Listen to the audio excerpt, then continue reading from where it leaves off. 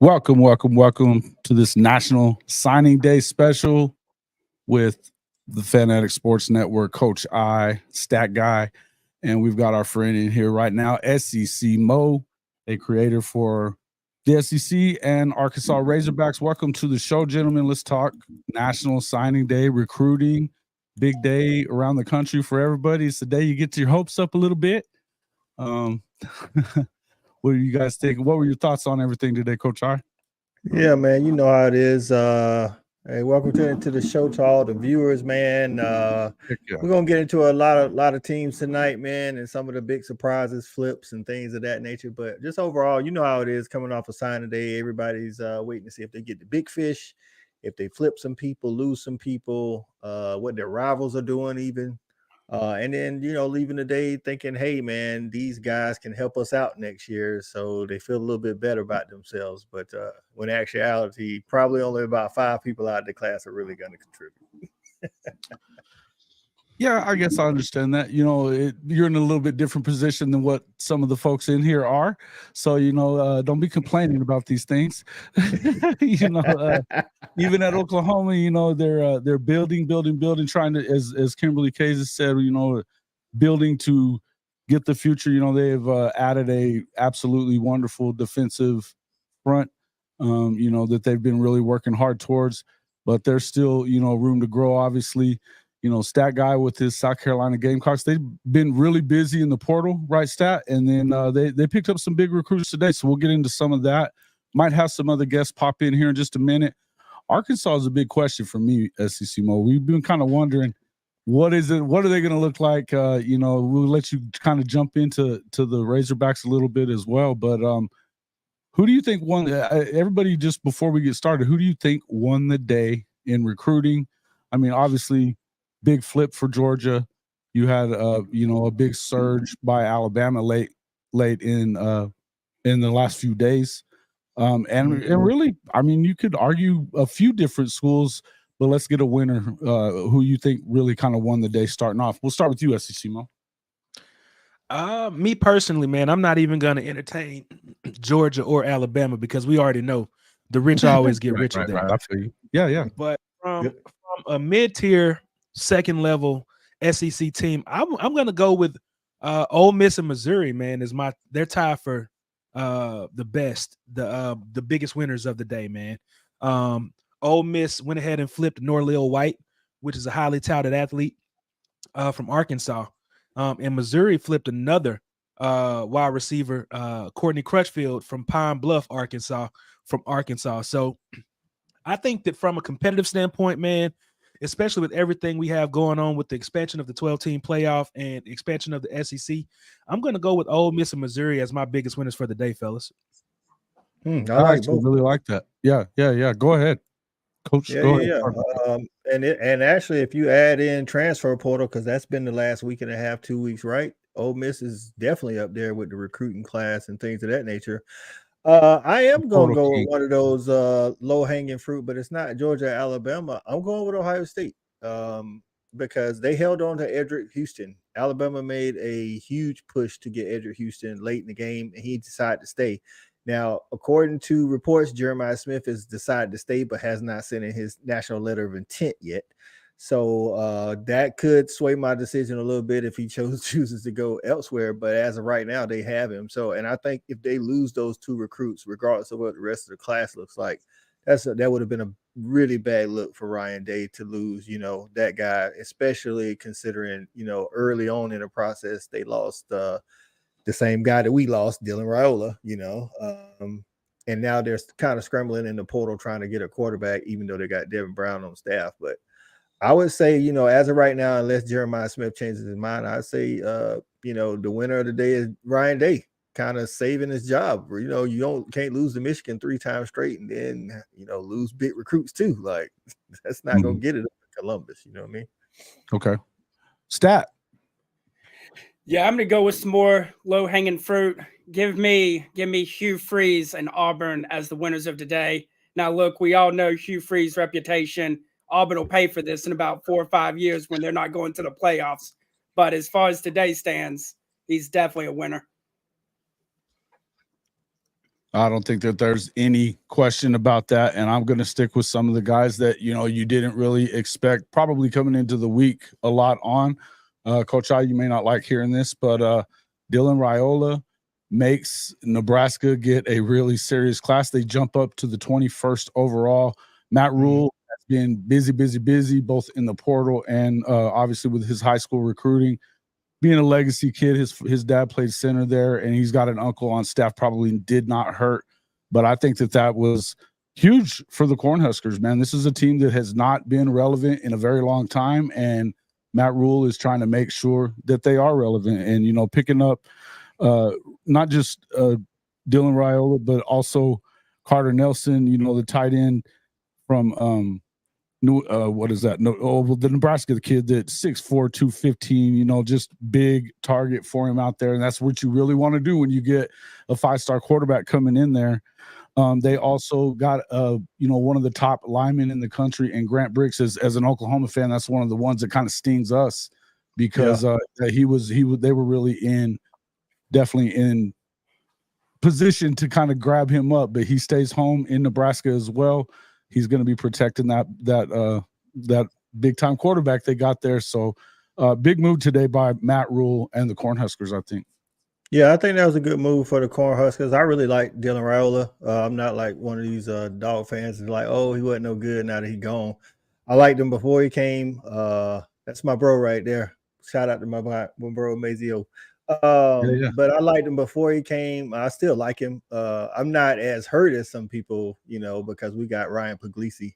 I told Stat when Dylan committed that I thought Dylan was elite, but I didn't know if he could. I didn't think it was a given that he would beat out Ryan Puglisi, once they had a shot at it. But I would have rather them be at Athens. But good pickup for Nebraska, man. But what I wonder about is how the line's going to protect them and who he's going to be throwing the ball to. I think Missouri did well. They flipped a couple of people. I mean, they started off some uneventful signings, which was Williams Nwaneri. They flipped him or got him to commit over Oklahoma early in the process. So that kind of died down. So I think that kind of got overlooked. But I think, like, Mo said, they definitely had a good class.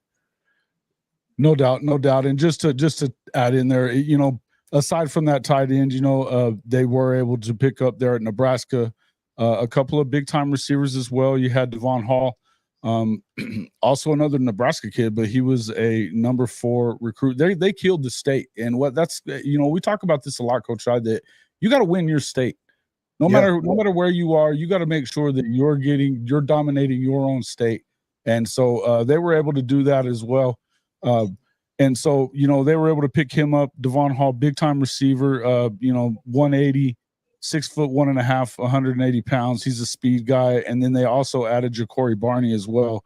He's another speed they added a couple of speed guys actually with Isaiah McMorris as well. But they really jumped into that with receivers and stuff. And I think that they're ready to. And one thing I always say about Matt Rule, man, is he flipped around a program at Baylor that was in really big trouble after Art Briles left, after all that stuff. So you can expect that they're going to make a push towards that.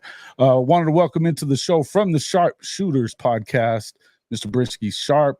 We're going to let him talk a little bit of Alabama as well as we get in here. But Brinsky, before we jump into any of that, who would you say in the entire country was a winner today on the recruiting trail? The big winner as far as you're concerned. The big winner is always Alabama, but the unbiased one, I actually say Auburn actually had a good signing day. They did with the receivers that they have, Cam Coleman. Yeah, that was a huge flip. Shout out to my partner Phil, who is his wide receivers coach. Perry Thompson and It was one more. They got a guy. guy. They got a linebacker that flipped from us early in the process, but he signed today. I forget, Riddick. DeMarcus Riddick. Yeah. So them great pickup. They were still trying to fight for KJ Bolden and LJ McQuarrie, but of course we all know they weren't successful on that. But Auburn was trying. Hugh Freeze is a great recruiter, so shout out to him. But they had a great signing day today, I believe. Mm-hmm. Yeah, you can't argue it. I mean, and let's, we'll kind of take a look in here. Let's take a look at the composite rankings as what they got right now up there. Look, there's really no argument, who's at the top of the heap there. Georgia comes in. They end up having a big flip of their own at the, obviously, tell us his name again, man. Coach KJ Bolden. Yeah. KJ So Bolden. when he was getting recruited, he was crystal ball to us by Will Phone the whole time. And then when he did his commitment, he flipped. He said he was going to Florida State, but like always, everybody stays on him. He's the number one safety in the nation.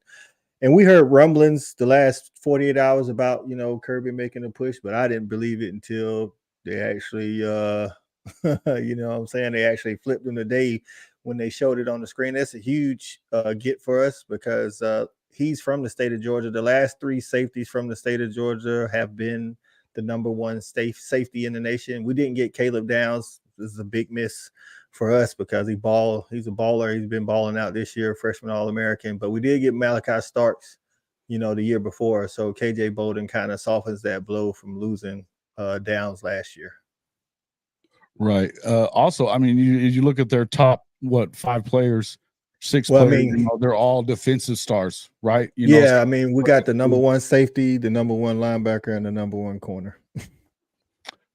Yeah, the rich get richer. The rich get richer. So, getting sick of y'all, coach. No, big, and obviously, there's not a whole lot to say other than, hey, man, I mean, these guys just kind of do what they do. But Alabama surging up the rankings and really kind of made a push for number one here in the last couple of days, haven't they, Brinsky? Obviously getting 25 commits. They come in with 3 5-stars, consensus 5 stars anyways, and along with 17 4-stars. For Georgia, again, getting 4 4-stars and 20 4-stars and 4 5s. That's huge. But Brinsky, talk to us a little bit about who you liked the most coming into this deal. Obviously you got Julian saying the number one quarterback in the country. Arguably, I mean, some people have him as number one, some are having him as number 2, but big deal for that, right? Oh yeah, definitely a big deal. With Julian saying, man, I believe he's the best one in this class. I know they like to hype up Dylan Raiola as the best one in this class, but I don't think he is, especially when it showed. Like the Elite 11 was definitely just a coming out party for Julian saying, just showing, because they were basically trying to give Dylan Raiola that award, but Julian saying just took it. And then of course with his senior year is awesome. And yeah. I just can't wait to see him ball, because I know him sitting behind Jalen Miro for another year, still getting adjusted to college life and all that. And then it's going to be a great battle right after Jalen Miro leaves. So is Ty going to stick around? Is Ty going to stick around? Because I truly believe Eli Holstein is not going to stay. Dylan Larkin is not going to stay. We already seen Ty Butler. I always get his name wrong. But who you say again? Ty Butler. Oh, okay. Tyler Buckner. Yeah, I think Julian Sayans easily going to beat out Tyler Buckner. His skill set. No. But he's not with us no more. He's Oh, okay. He's Ty Simpson. Y'all still got Ty Simpson? Ty Simpson. Yeah. I was just going down the guys that was going to be there. If Ty's still there, then it's gonna be between him and Ty. But I believe Ty has that edge on him just because of the experience at college right now. But it all depends on what he does in that 1 year. A lot can change in a year. Because at one point we had Bryce Young and it was Matt Jones, Matt Jones senior year, and everybody thought it was gonna be Bryce. And I was like, niggas not giving it to Bryce already. Mac has literally prepared himself for that, and we see the rest is history. Yeah. But who was your favorite aside from the quarterback position? What are you particularly happy about with this class though? Well, that happy is Jalen Bachman. Because, of course, me being in Alabama, I haven't seen him play in person, but every time I have seen him play, oh, man, he is just a dog, man. He is a beast, especially when him and Ryan Williams went at it for the state championship this year. That is by far the game of the year in the state, in my opinion, because literally they were the only two scoring the touchdown. And Jalen is an athlete. They got him listed. Well, they got on here as a cornerback, but that's where he's going to play in college. But he was the athlete. He was their quarterback. And he was doing everything for them. He willed them to that state championship win. I'm talking about he did everything. And he's fast. He is definitely an athlete. So definitely love him. And Xavier Brown out of Mater Dei, which is probably the division or however you want to call it in California, that he playing the toughest one in high school. So you going against John Bosco and all them, St. John Bosco and some of those other, they've and he going. That's kind of arguable though, bro. Before you, I know. I tried to give the Texas UIL Class 6A is a little tough too, bro. Yeah, I just try to say the politically correct thing on here, but I don't. But he went against some very good competition, man. I just love the kid because at first I was like, I don't know too much about him, and then I started to look him up, and I was like, man.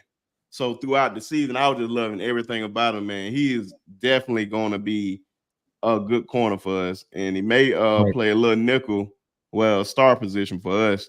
I can just see him playing that because, of course, we got Desmond Ritz, who reclassified last year. Right. But now he's going to be in position, and I think Xavier Brown going to position himself. I don't think he's going to play none of his freshman year, or let alone his sophomore year, but we're going to see, man. I really love him. Right. Look, man, it's awfully deep class, as you can see. One of the big surprises for me was obviously, we talked about Ohio State kind of jumping up there a little bit, but look at Miami. They closed very strong as well. They kind of had to, right? Go ahead. Yeah, Christopher Bachman, he can recruit. You know what I'm saying? It's not the recruiting that we. It's the in-game decisions, dog, is what's holding it back. I just want to touch on the Alabama class. I like the safety Peyton Woodyard out of St. John's Bosco. He was originally committed to the Dogs, and then he flipped his commitment mid-season. But dude, 6'2", 188, plays safety, bro. I'm telling you, like, that dude's a dog, man. And that's that division that Sharp was talking about with Mater Dei and St. John's Bosco. Like, they do play some good ball out there. I don't know if it's the best, but I think it's definitely in the top 5. It's definitely it's arguable, but it's It's I told you I was just trying to be nice to the people. It's one of the tougher leagues, but if I'm for my money, you got to watch out for that Texas UIL. It's so deep. They got 200 plus Class 6A programs out there, and so and the 5A schools are pretty awesome too. So listen, look, let's talk a little bit more about the rest of this top 5. SEC Mo, let us know what you're thinking about this top 5 and top 15, all of it. Well, what stands out to me, man, is honestly Texas. Because y'all were talking about the UIL in Texas, man. I was actually at the state championship games this weekend, so I got a chance to see a lot of kids that were committed to Texas. I think one of the kids' last name is Collins. He's a defensive end for Duncanville. And then you Mhm. got Alex January, You're talking who is Colin also Simmons. Colin Simmons was an unbelievable player, man. Yeah. yeah, he was causing havoc the entire game, man. But I think that Texas is really strong, man. I think that Sarkisian has built an SEC team, knowing that he's coming into the SEC next season. I think that the kids that I saw personally in action, they looked the part, man. I mean, you Yeah. have a 6'5", 250, 260-pound defensive end, as well as a 280, 290 plus pound defensive tackle, man. And I mean, he put together a solid squad. You look at Ryan Wingo. I believe that he is actually the brother of a former Arkansas player, Ronnie Wingo. He was in the mix a little while with Arkansas, but he ended up committing to the Texas Longhorns. And there you go, your boy Colin Simmons, man, Duncanville. Duncanville is a powerhouse, along with DeSoto. Those schools are actually about 20 to 25 minutes away from where I live in the DFW. So I get a chance to watch those kids often. But I'm impressed with Texas, man. I'm really concerned about the depth that they're building on their roster, especially coming into the SEC, because a lot of I don't like when we were talking about the schedule release. I noticed that Oklahoma is getting the short end of the stick coming into the SEC, man. Oklahoma is that a little louder there, Mo. You go ahead, just say that a little louder. Oklahoma is getting the short end of the stick on that, man. Y'all's schedule is tough coming into the SEC. It's tough. There's a cakewalk right away, but I think, I'm with you. Go ahead. No, I was just gonna say, man, the most impressive to me is, like I said, Texas. Of course, we like Georgia, we like Alabama. I was surprised by Miami too, because they didn't have a super great season, but they were able to hold together their recruiting class. They ended up with 30 commits, 2 5-stars, 11 4-stars, and that's a big deal, man. That is a huge deal. It is. You got that South Beach, dog. I'm telling you, I've been down there on the campus. It's like, it feels different. I'm gonna tell you that right now. It feels different. You got Mario Cristobal, that help, but adding South Beach in there don't hurt at all. Don't hurt at all. Right. Coral Gables is nice, and I'll say in that top 5, going back to the top 5, Alabama and Georgia are normally 1 and 2, but Ohio State is 5 uncharacteristically. Normally they're like, 4. They're normally like 3, but they actually have more 5-stars than anybody. They got 5 5-stars. They keep more 5-stars. I don't know how Ryan Day does it, but they keep 5-stars on that roster, man. And but they need Jeremiah Smith to sign, because they need they still got wide receivers. Don't get it twisted, but they did lose a wide receiver that flipped to Oregon, Jeremy McClellan or something like that. He flipped. I want to say this morning.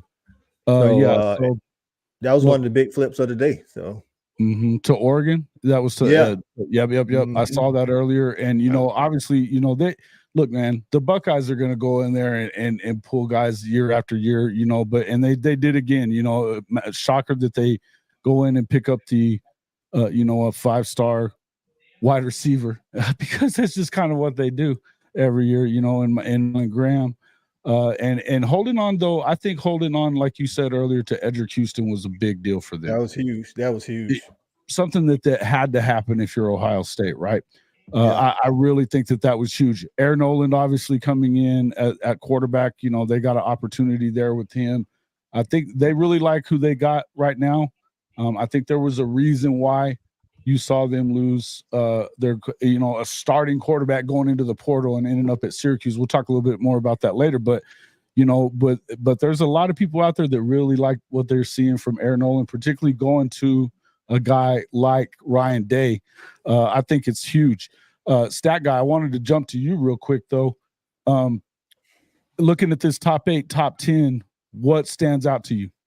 I mean, Auburn was 15th, one spot ahead of South Carolina a week ago. And I know that the transfer portal plays a part in that, but I mean, you're talking about jumping 8 spots in the last week. What a week Hugh Freeze has put together down there on the plains, getting that thing turned around. And look, for all the trouble he causes, the one thing nobody can say is that dude will recruit. He'll get the kids on campus. He might be dirty and doing it, but they're gonna show up.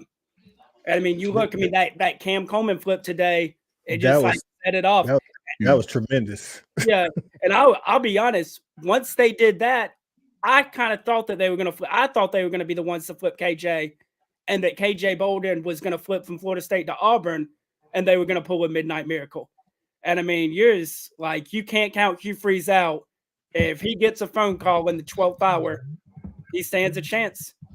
Yeah, Jason, you just posted a question about the Tennessee class. You can go back to that one. Yeah. Hold on. So she asked about how the Tennessee class did, but like I say, Auburn definitely did good. The Tennessee class silently, I feel like they did what they kind of needed to do. You know, I don't feel like the wide receiver core this past year was what it was in 2022. But they a lot of these guys were committed already and stayed committed. But they got Mike Matthews and which was the 5-star everybody wanted. And Braylon Staley out of South Carolina. I know, the last time they went and plucked one out of South Carolina, he won the Blitnikoff. So, and then, of course, holding on to Jordan Ross at that edge spot. So I think quietly Tennessee had a decent class.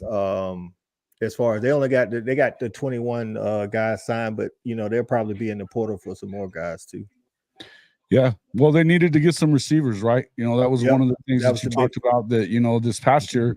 We don't really know what Milton was about. I mean, we know he might throw it like Shawty says, he might knock the drink out your hand in the stands, but he didn't really have the same kind of receiving core that they had the year before that.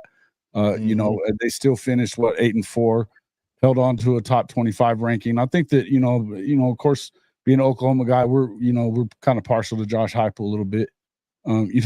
So, but I think he's done a really good job in comparison to, the last 16, 17 years around there anyway. So, I think that was, I'm with you on that, man. I think, and both of those two teams, you look at Auburn, that's a huge jump from just a day ago. When you reverse that, we got to look at who kind of took their place. It's been a free fall all day for the Florida Gators. They dropped all the way in the composite down to 16th in the country. Hemorrhaging guys, I think they were able to hold on to DJ Lagway, which it was I think that salvaged the class. Little more touch and go than people wanted to admit. But holding on to LJ McCray was big for them. Hopefully they can continue to do that, I would think. But yeah, I think you're right. DJ Lagway probably salvaged that class, but they've had guys kind of you had Xavier Filsamy yesterday flip to Texas. You've seen some guys that have left them in the portal as well. Is Billy on his way out of there, Coach? I think if he goes 6-7 again, he is. I mean, it'll be his third year, right? And it didn't help that it didn't help that Mullins last year they went 6-7. So Florida right now is looking at 6-7, 6-7, and then 5-7. So next year, go ahead, Sharp. But yeah, I was just gonna say if they have another one of those, I don't care if it's 6-7, 7-7, whatever it is. It's like if they're losing 7 games this year, I don't care what it looks like. He's probably going at the end of the season. Man, they'll be lucky to win 6 games, man. That schedule is brutal. Yes. Yeah. No they doubt. got the hard. Let me tell you, they got the hardest schedule in college football history. It's like it's ridiculous, dog. And it is. I'm like, man, this is just I wish this was just like Billy Napier's first year, because this is like the worst time when you on the hot seat. Because I thought it was like lukewarm. I was just like, it ain't that bad. And then, but recruit after no such thing as lukewarm down there, is there? And I didn't think it was bad until but I said like a couple of weeks ago, I said, man, if he start losing them recruits, and that's when they're gonna turn up the heat, and it was just like recruit after recruit. I'm like, God, no. And then that's why I say DJ saved the day, because if he didn't sign, then I don't know if they gave him to the middle of the season if they doing bad. Well, it sounded like they were trying to give him to USC, because I was like, my God, if he flip, oh my God, it's over. If he lose 2 games to start the year, done. He ain't making it. Yeah. Yeah, I agree. I think another person that's probably in a lot of trouble. We're waiting to see if USCJ is gonna jump in and join us, but USC also, plummeting over, and this has been a long time plummet, really. They were in the top 5, and then you just don't see them anymore. Now here they are at number 18. They had another flip today, and look, guys, these guys flipping to in-conference, and this is an in-conference foe before in Oregon, and right now Dan Lanning is having his way with Lincoln Riley, and He's and having that his way, and yeah. he's having his way in the country. But I'm saying, when it comes to what's going on in the West Coast, he's running shop out there. He obviously gets a new quarterback in Dylan Gabriel to come in there. He's got a lot of talent and a lot of experience. So you're gonna, you're going into the Big Ten with somebody with experience. You add Dante Moore in behind there, then you go in there and you pick up 5-star defensive lineman Aiden Breland. And this was that's huge right there. That's a huge pickup right there. Elijah Rushing as well at the edge rusher, another 5-star. They're doing the things that Lincoln's talking about doing out in LA, about that they're going to put everything into defense and but they're hemorrhaging players. Oregon is building their they also, their top 3 players are on the defensive side of the ball. Then what do? They go to the receiver position and offensive tackle.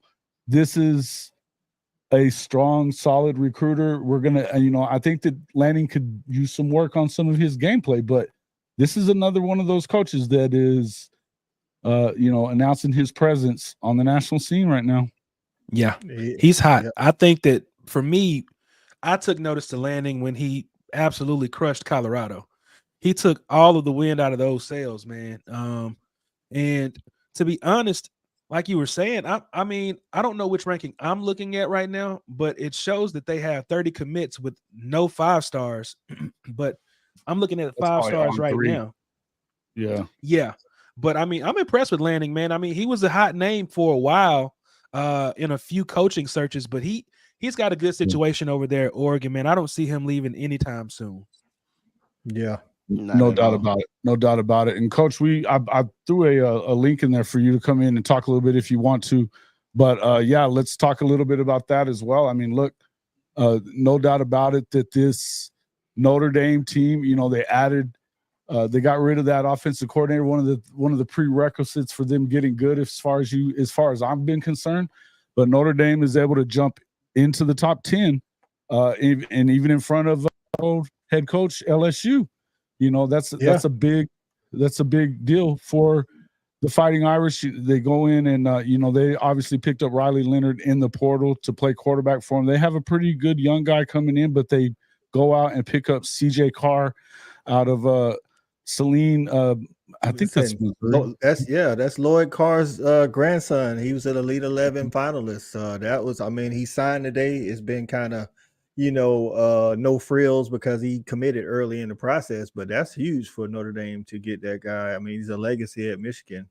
Absolutely. So that is, it's not like he, CJ Carr went somewhere in the SEC. It's like Notre Dame. I'm not saying they're not Big Ten, but they're right there in Big Ten country. So that was huge. I guarantee you there's not a freaking Michigan fan alive that loves that at all. No. But they've had time to deal with it. So it wasn't any outrage today. But that was a huge, I thought that was a huge get for Freeman. Freeman's done pretty good, man. He's got, got these recruits. I am a Marcus Freeman fan, man. I really am. I think that they could do some things as far as I was really glad that he made the switch at offensive coordinator, because I thought they lacked imagination, and that's being very nice. But I'm a fan of Marcus Freeman. Did you have something there for us, SEC, Mo? I got Mazio coming in. He's going to talk a little bit of Nebraska with us too. Go ahead, man. I was just going to ask a quick question, man, regarding Notre Dame, because obviously they're staying independent. With the conference alignments, man, how do y'all think that that's going to shape out as far as Notre Dame being in consideration for a 12-team playoff if the focus is going to be conference champions? I'll just answer it in my opinion. They were able to get a big enough television contract. They're going to be right around $75 million again. I don't think that that's an issue. I think that if we've noticed anything about this new playoff, it's that they want to make the most amount of money as possible. I think that Notre Dame is always going to give you that opportunity with their visibility across the country, right? Yeah. And let's not forget that Jack Swarbrick was part of the planning for this playoff as well. So I don't see them leaving them out right now. I think that they're not going to join the conference unless they have to. Yeah. You know, unless access was cut off, I think right now you're not hearing a big push for that. I know that the Big Ten really wants to see them kind of have to do that, you know. Yeah. But I don't know. Stat Guy, did you have something to add on that too? Yeah, I mean, my take on it is they've said all along it's going to be the 4 or 5 conference champions and the next 7 or 8 highest. Obviously, the group of 5 team getting in there. Notre Dame can set their schedule up to where they can go 10-2 and be in the top 12. I don't think Notre Dame has to worry about joining a conference because they can cherry pick their schedule to where they're going to finish in the top 12 because of the name on the side of that helmet. They're going to be preseason top 15. It's a good point. I agree. Brinsky, anything to add there? Okay, let's get into welcome into the show. This is our boy Mazio. I believe now, Mazio, I sent you a message earlier. We were trying to get you to come on and talk a little bit about these Nebraska Cornhuskers, you know. Go ahead. Yes, sir. Welcome to the show, man. I appreciate you joining us.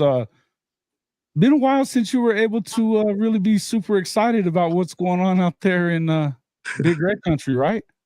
Oh, yeah, for sure. It's been a little minute since I've been excited about any other school other than South Carolina.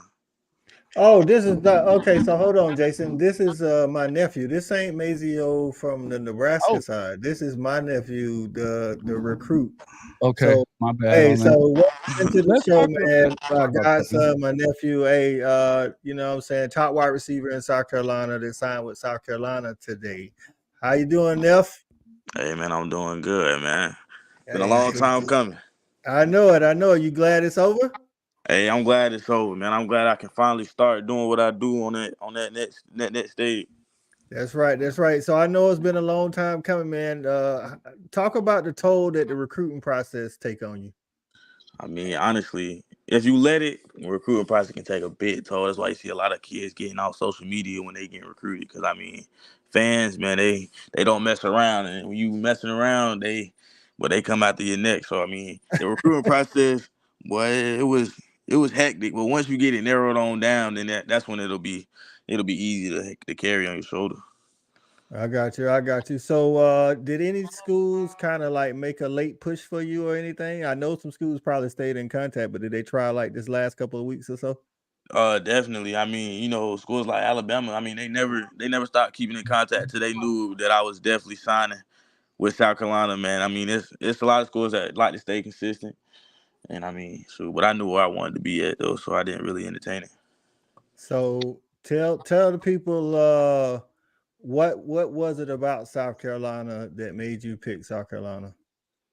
I mean, just the home atmosphere. I mean, they was my first Power 5 school to offer me, and I mean, ever since the beginning, they never stopped letting me know that I was the number 1 wide receiver in the state. It was gonna always be that way.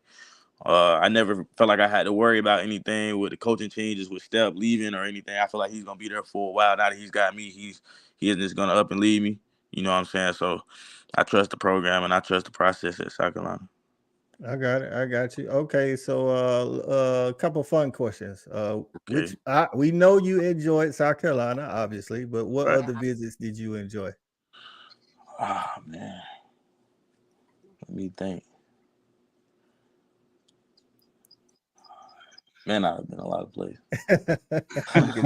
Look at Sharp talking about Alabama. Alabama was definitely cool. But I have to say Georgia. We went on that little trip. We went up there a few times. Georgia, Florida State, and North Carolina. I got you. You know my favorite was Miami. So. Oh yeah, Miami. That was fun too. Miami show love. Big facts, big facts. So, man, if y'all got any questions for MJ, man, about the signing process, recruiting process, y'all go ahead, man. I got a couple more, but y'all can get in there. Well, I just wanted to, kind of comment on his film here. Is that, I really like his ball skills, coach. You see him going up, catching it at the high point everywhere.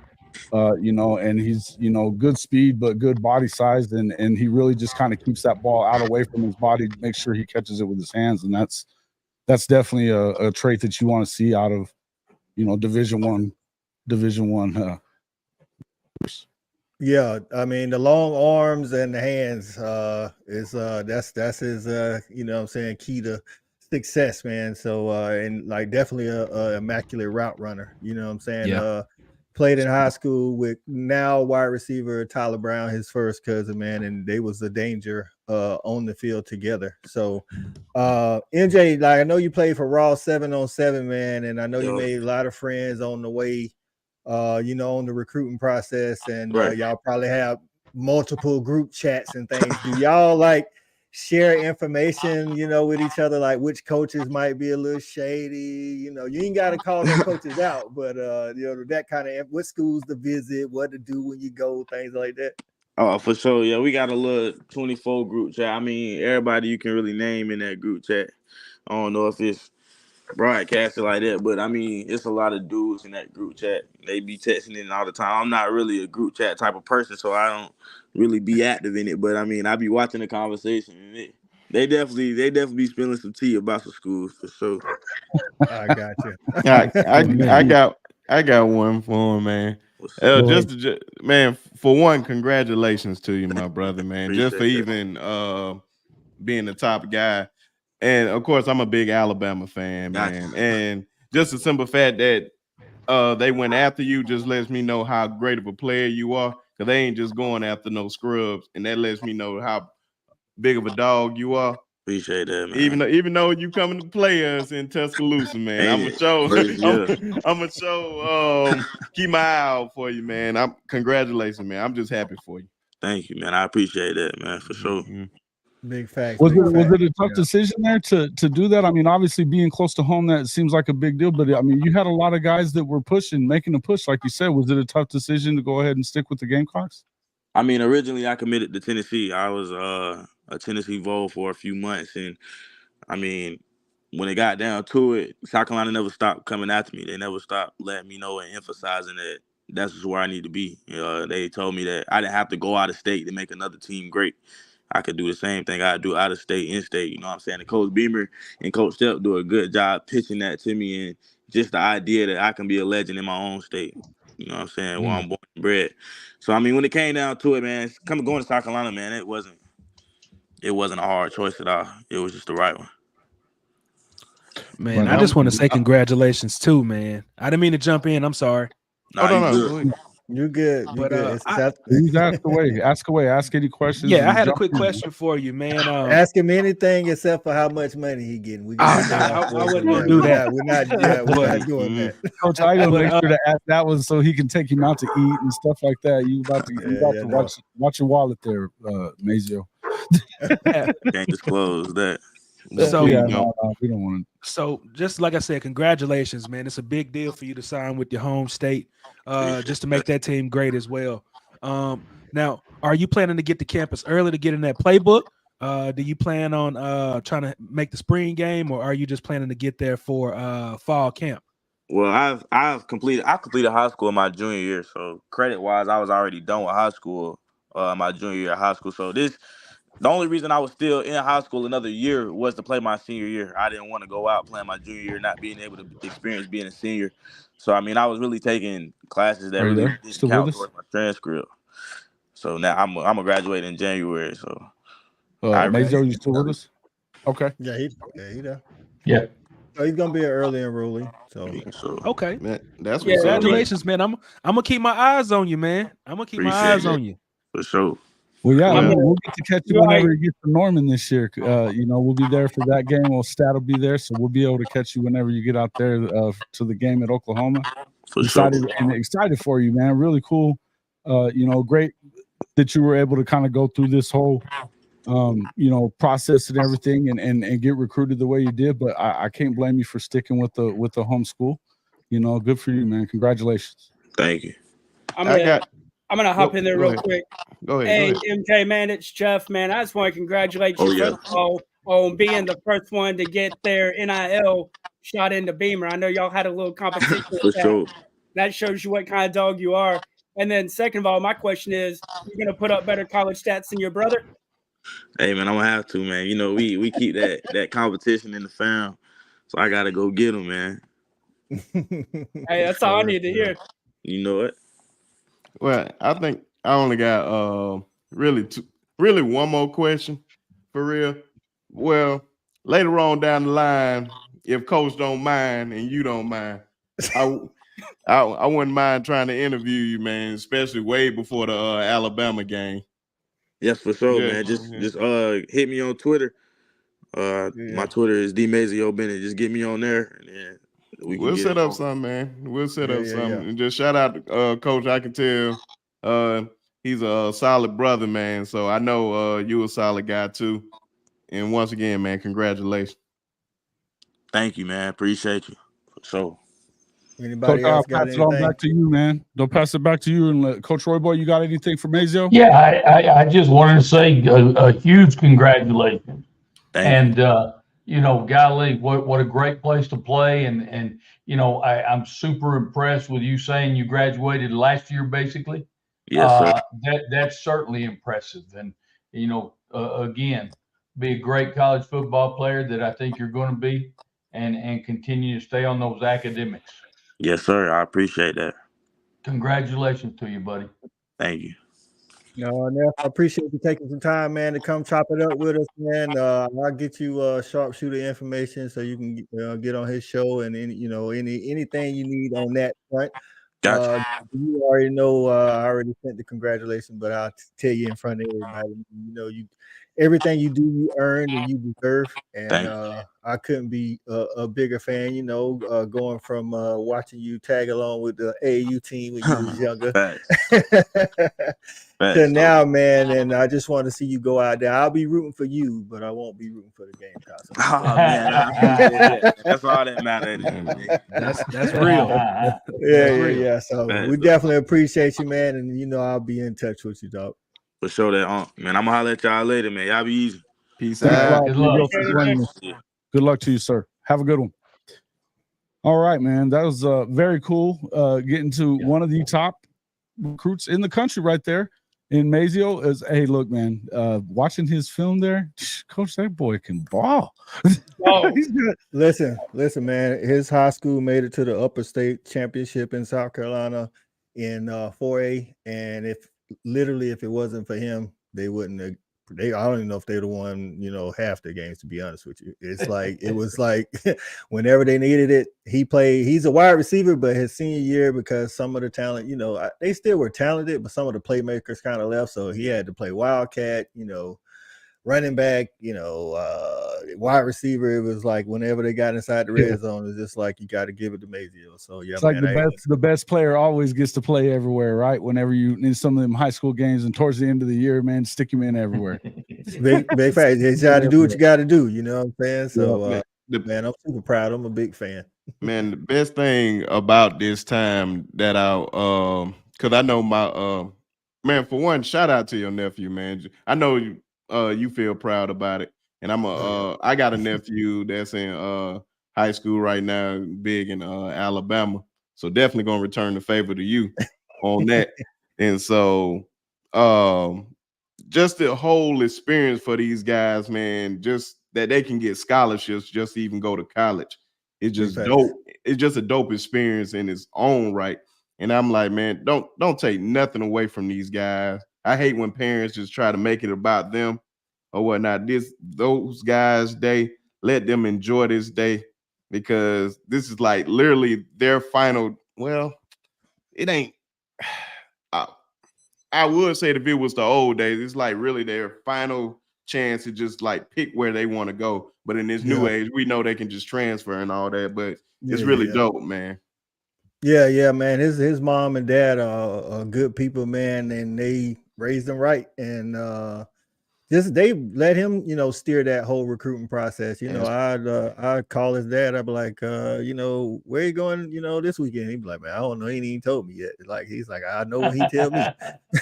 He's like, all I do is drive. You know what I'm saying? So, just giving him that freedom to be, coming into his adulthood, because at the end of the day, especially with the NIL and the transfer portal, these kids are making huge, life-changing decisions these days, and they have to be prepared for that. You know what I mean? And they did a good job. And I'm glad you said something like that, because it made me think of something. Like I don't know if you ever seen the documentary The Book of Manning. Like they was trying to they thought Archie Manning was just like steering Peyton. Like he made all the decisions for Peyton, but he was just a dad. He said, Peyton, you got to make these decisions. You got to live with it. And that's one thing. I didn't know nothing about Archie Griffin for real. I just knew that was Peyton's dad. But just the simple fact that, like, you got to make the decision and live with it. It's basically like you basically starting manhood. So it's basically you starting early. So I'm glad that his dad just like, hey, man, you the one got to make the decision. I may want you to go somewhere, but it's your choice. If this is where you want to go, hey, guess what? We're going to support it at the end of the day. So, man, I love that. Yeah, that is awesome, because as everybody in this room knows, how involved or overly involved some parents become in this process, and they make it about themselves and what they want, and not exactly what that kid wants. And that's, again, like somebody already said, they raised him right, and they're continuing to do that and letting him step into his manhood. And I wish more parents would take that role, than becoming so. Some parents are even telling their kids, well, I don't want you to go to school there. No doubt. Come on, man. If that's where the kid wants to go, let him go. So kudos to him and his family. Man, trust me. My fault, Jason. You were about to say something. No, but, I just said, hey, you hate to say it, but even some of the schools that we're talking about, if you got something, it don't matter if you're a Georgia fan and they want to go to Bama, or they want to go to Florida. Hey, man, when they get an opportunity to go and play at a big time program and get a good education, it's time for you to sit back and let them go handle that. Man, I wouldn't care. It's not about you. Go ahead. Oh, my fault. I was just about to say this. I was about to say, man, I don't care. Like, I only have a daughter, and she only 9 months. But if my daughter had a scholarship to go to Auburn, bro, I don't care. They paying for it. It's free. You can go to anywhere. I don't care where you go. You can go to Auburn, Georgia. I don't wherever you want to go. Now, whoever's paying the bill. Now, will I wear that? Now that's questionable. That's questionable. Hey, but you will as dad. You will. Yeah, but I agree with that. But I was going to mention that it made me think of a kid that we recruited this year, CJ Carr, that's coming in as a quarterback, and his grandfather obviously was the head coach at Michigan, very successful coach at Michigan, and again. You would not, and you guys know Michigan and Notre Dame hate each other, but yet they allowed him to make that decision and go. But not all kids get that, guys, but it just stopped to make me think about Carr, because golly, can you imagine the head coach at Michigan for so many years, his grandfather, and hell, I'm going to Notre Dame, guys. Wow, that's tough, but again, allow those kids to make those decisions. I tell you what, and Purple Orca brings up something good. We're going to get into Oklahoma here in just a bit, but Daniel Akinkumi, out of Great Britain, and he's out here, trying to make his way at Oklahoma, in the middle of nowhere, Oklahoma, as far as his mom is concerned, out there in Great Britain. So shout out to Daniel and his family. He's going to make his college football dream come true in Norman, Oklahoma. Coach, glad you jumped in. I wanted to talk. Look, it's kind of been a big couple of days for your Notre Dame Fighting Irish. They made a couple of big pickups today. We were talking about it just a few minutes ago, but tell us what you think about how they closed on today on early signing day, and was there any surprises? Yeah, what Well, were you you know what that's what I was kind of excited about. It was a boring day today for us. I mean, Which is we've had good. so many.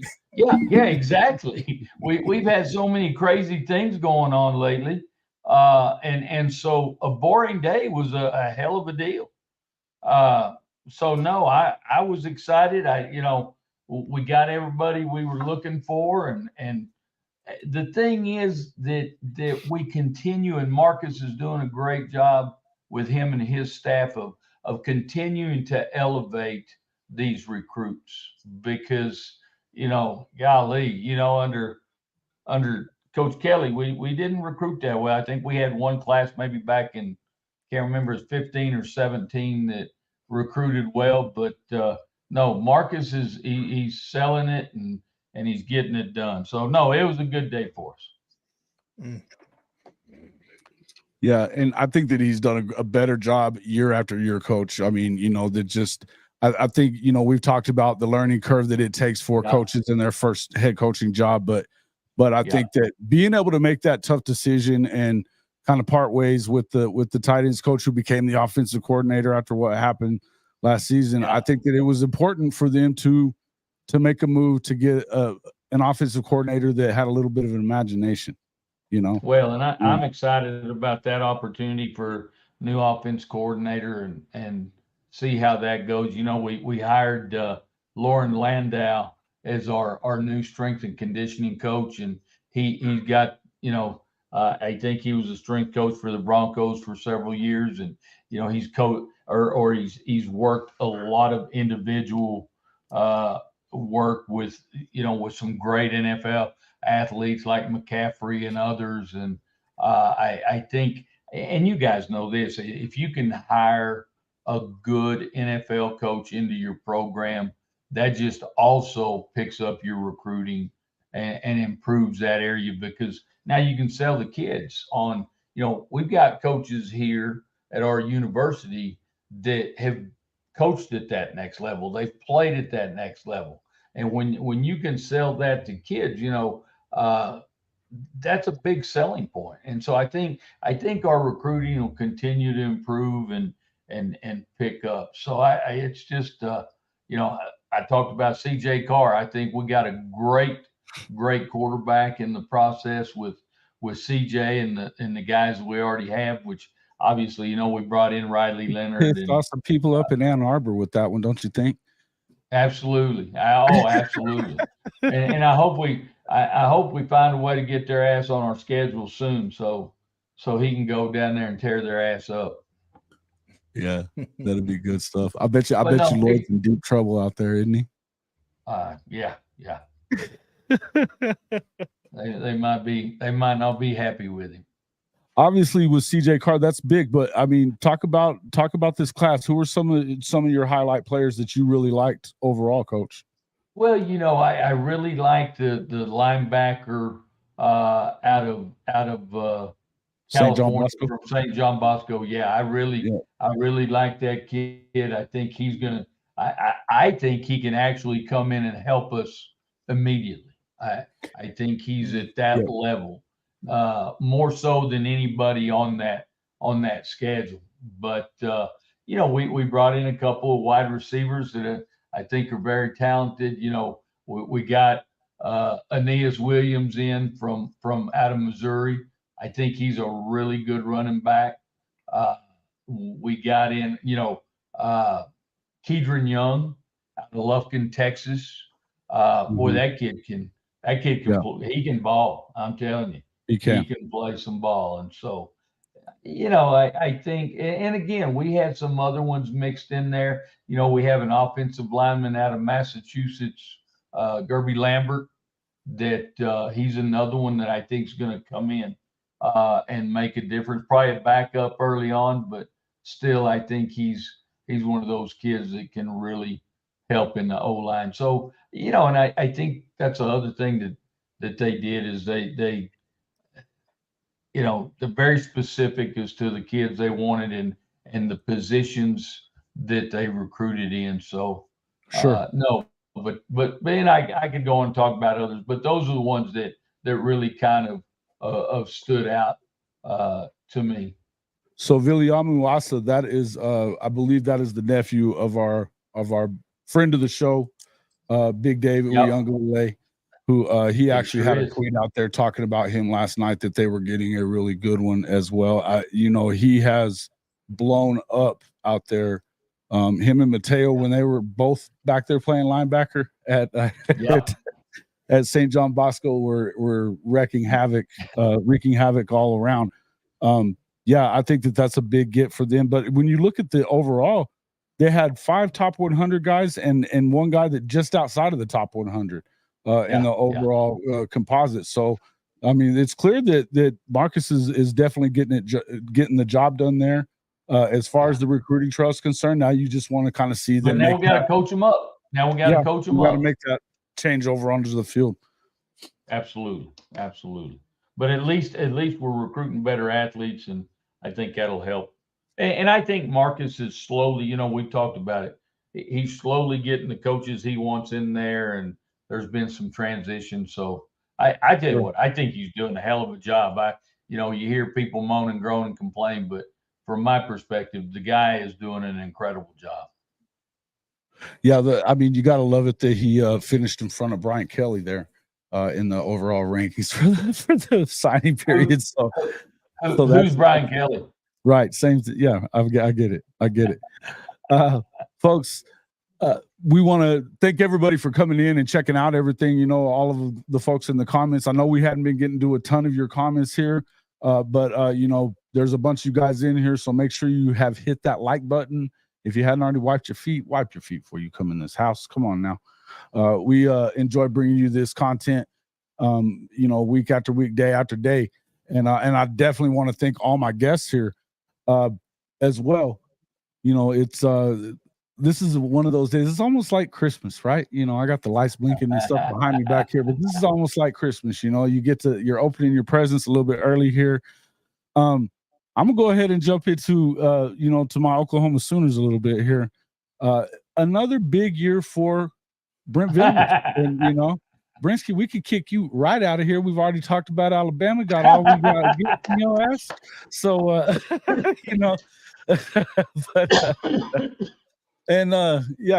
So look, overall, we just obviously he comes in with the number 8 composite class.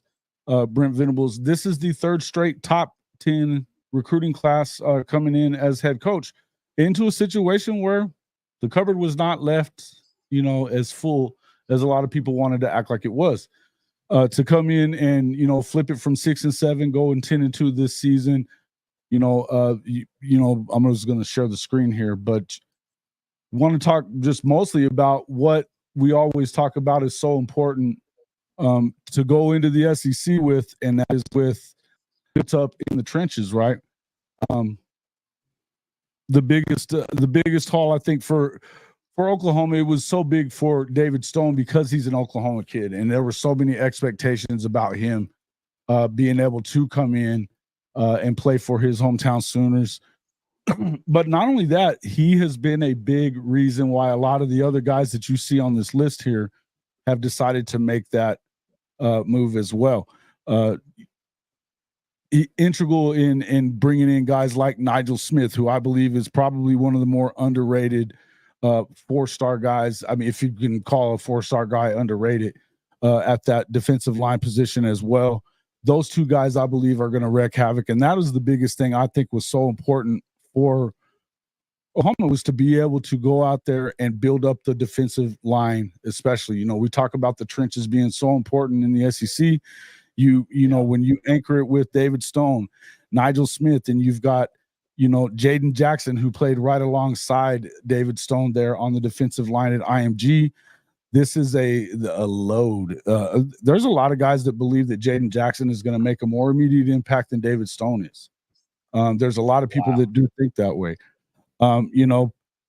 There's also, you've got guys like, again, with Nigel, I'm really excited about him, but then you've got Danny Okoye, who has really kind of jumped off the paper for everybody, over the last year. I know that Alabama was excited about an opportunity to get him as well on that defensive end spot, just because of his strength and his long, looked really good in the All-American, the Army All-American game the other night as well. You know, he put old Julian Sayin on his ass. So, you know, big deal for that. So, look, they made in total, they had 6 guys that were blue chip edge guys or defensive line, you know, coming in to this class, with Wyatt Gilmore being another one of them. That's a huge deal, Coach, and SEC Mo and Coach I and Stat too. I mean, all you guys could jump in here. Talk about just what you've seen for this Oklahoma team in the past couple of years. I know that just last year we were talking about Oklahoma coming into this season and what the expectations were, and everything you keep hearing is you're going to have to see them get bigger and better in the trenches. Well, and you know, Jason, I've just seen, and we've talked about this a little before, but I've just seen them continue, BV and his coaching staff. You know, we talked about Marcus a second ago, but I've seen BV doing kind of the same footprint. Obviously, he knew he had to improve defensively, and they're getting, you know, they're getting the guys to do it. They're getting the recruits to get the job done, and it was very evident this year because they were a much improved defensive football team. And I'm not going to say they're not doing a good job recruiting offensively, but they know where their focus is, what needs to happen, especially as they're going into the SEC, that they better have some defense on the field on every snap. But no, I think they're doing a great job. They're bringing in some great kids, and I think they're going to be much improved again next year. Yeah, I mean, I'll piggyback off that. I mean, what I see out of this Oklahoma signing class, man, I see a lot of defensive players. I see a lot of cornerbacks. I see a lot of defensive linemen and edge players. I mean, looking at them, I mean, David Stone is a unit, man. 6'4", 275, composite 5-star. Then you got Nigel Smith, like you were saying earlier, 6'5", 260. Then you got, and I think he's the most underrated Jaden of those guys in the country, Mo. I really do. I think that because he wasn't at a lot of those camps that you got to be at to be a 5-star is a lot of that reason. If you watch his film, he's explosive. Yeah. I mean, I think that Oklahoma is trying to build an SEC caliber team. With the schedule, with the schedule layout in 2024, I don't know how successful they'll be first year in the SEC, because that's a gauntlet that Oklahoma has pulled, man. But we also don't know how much clock these young guys are gonna get, man. Like right here, edge rusher, 6'4", 241. I mean, they've definitely got size and length, man. I'm interested to see how this defensive line and this defense overall takes shape coming into the SEC. I agree, Coach I. I'm gonna let Stat go. Go ahead, Stat. All right, my question is clearly y'all hit the defense hard, but the big question mark for y'all going into next year is that offensive line, and I don't feel like y'all addressed that as well as y'all probably should have in the recruiting class, unless maybe y'all are doing it in the portal. I actually kind of disagree. You want to look at Autry here? Well, they got four offensive linemen that are all over 300 pounds. I haven't seen any of their film, so I can't say if they're good or not. But as far as size wise, they're fitting the size build that you need for the SEC. Okay. I don't know. Yeah, they got four. They got four. They got, like I say, they got 4 offensive linemen all over 300 pounds. You know, when I did a preview of Colorado, you know, I kind of told them that their offensive line was, you know, small if they wanted to compete with the big boys, and they didn't like that. But we saw how their offensive line was. Like, if you're going to compete with the big boys, you got to be good on both sides of the ball in the trenches. And size-wise, again, I haven't seen any of their film. I think they did address, you know, like I say, 4 offensive linemen. I think their shortest offensive lineman is this guy right here, 6'3", but he's 335. His brother plays in the NFL as we speak right now, and this kid runs like a sub 13 100 as well, running track. This guy out of Tampa Catholic, Eddie Pierre Louise. And then they got about the fact that they got Bill Bedenbow as their offensive line coach, who has right now 11 first or second round offensive linemen in the NFL. Yeah. So he develops them pretty well. Yeah. Yep. That's where I would go with that. But obviously the thing is, and here's the thing, defensively, they did go big. You know, they went big on this, and I would say that obviously, even going back into the secondary, you got Eli Bowen, who is obviously the little brother of Peyton Bowen. He has been another one of those ball hawk kind of guys that get him at the cornerback position. Coach Venables was very excited about that. Michael Patterson McDonald, another Oklahoma kid, safety at the safety position. We talked about Daniel Akinkumi. You got KJ Daniels coming in there, but the Eddie Pierre-Louis is a big deal, along with Devin Jordan and Boganowski as well at these safety positions. We talk a lot about it's important to get a lot of those, you know, high 3, low 4-star guys as well, because those are the heart and soul of your football team that you're going to have to, you know, you have to build competitive depth through those guys. That's a big deal. The other one that you got to kind of look at is this guy right here, Michael Hawkins, the quarterback out of Frisco Emerson, who, man, this guy, it's a wild deal, but this dude has just blown up this year. In Class 5A in Texas UIL, he took it. This was their, I think, your 5th year being at school. He takes them to the semifinals in UIL out there. 55 touchdowns on the season as a senior out there. His dad played in the NFL for 12 years as a safety. Michael Jr., obviously, a lot of speed, big, has a big arm as well. This is a kid that can go out there and get it done. You know, I don't know that he's going to come in and push for a starting position right away, but they didn't. The main thing I was trying to point out was that they definitely did not just decide to skimp on the offensive side as well. The other guy that you got to look at, Xavier Robinson. I think this is probably, to me, this is the most underrated guy in the country, probably. Xavier Robinson coming in. It's showing him here at 6'2", 220. I know Mike Wickerson will tell you he's seen him a bunch of times. They've got him listed at like closer to 240. He's back-to-back state champion in the state of Oklahoma. Runs a sub 4.5 40 at 240 and 6'2". I mean, this is one of those bring your lunch pail with you kind of running backs that you want to have to go along with one of the top 2 running backs in the country, who in Taylor Tatum, who was went ahead and signed this morning as well, which is hey man, that's a big deal for Oklahoma in and of itself. You know, and that was a guy that they beat out Lincoln Riley to get. You know, so added Zion Kearney in there. That's out of Missouri City.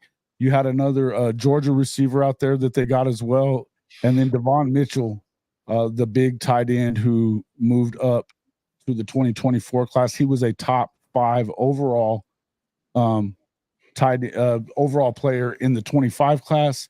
Moves up, becomes a 4-star, drops back quite a bit there, but I mean, 6'4", 245, dude's a load. He's played with Michael Hawkins before at out of Allen, Texas last season. So they look, man, they're definitely doing the things that you got to do to be a physical football team in the SEC. And myself, I'm pretty excited about the direction they're headed in. They had all these guys, no flips. Everybody was signed before lunchtime this morning. You know, it's not normal that you end up without a whole lot of drama on signing day in Norman. Exactly. Yeah. I would say, though, to Stat Guy's point, I would say the emphasis definitely was on the defensive line. Even though you did get offensive linemen, the upper echelon players are more defensive, and that's going to be typical with a defensive-minded head coach. So I think a lot of that has to do with the fact that they just to let you know where they are with Beatonbow. I think last year they went a little heavier on the O-line because there were some more guys there, that younger guys. This year they were in on Bricks. That was a tough one to lose to Nebraska a little bit, but obviously him being a hometown guy, that was an important loss there. But I think that Bill Beatonbow isn't the guy that's definitely going to chase after the stars as much as he's going to see the guys that he can go in and be able to develop on that offensive line. Again, I feel good about where they're headed in that direction, but I think next year was probably going to be where they're going to make probably a bigger push on the other side of that. Right.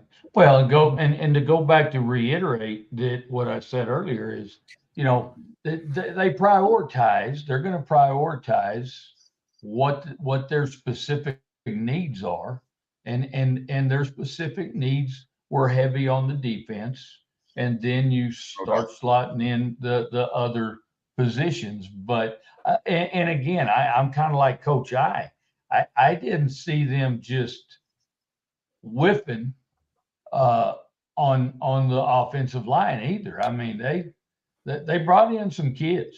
I mean, so it's not like they just said, "Oh hell, we don't need any old linemen." Shit, I'll tell you one damn thing. I don't want to line up across any of those guys. Yeah, but what I was saying just now, quick. though, is because of a defensive-minded head coach, even if it's an emphasis. Yeah. Listen, next year, your top echelon guys will still be defensive guys. Trust me. Kirby does it every year. We get good offensive linemen at Georgia, but defensive-minded coaches, offensive-minded coaches do the same. Even when they get good defensive players, they're going to always lean towards the top echelon are going to be offense. It's the same thing. I'm not saying that you guys didn't, like I said, you guys brought in size-wise, but there'll be guys that, like you say, they were gems in the rough, or guys he saw that he could develop, as opposed to you won't spend your time and effort going out there like a Jordan Seaton, who's the #1 offensive tackle, because you'll spend that manpower going after David Stone. That's what I'm saying. Right.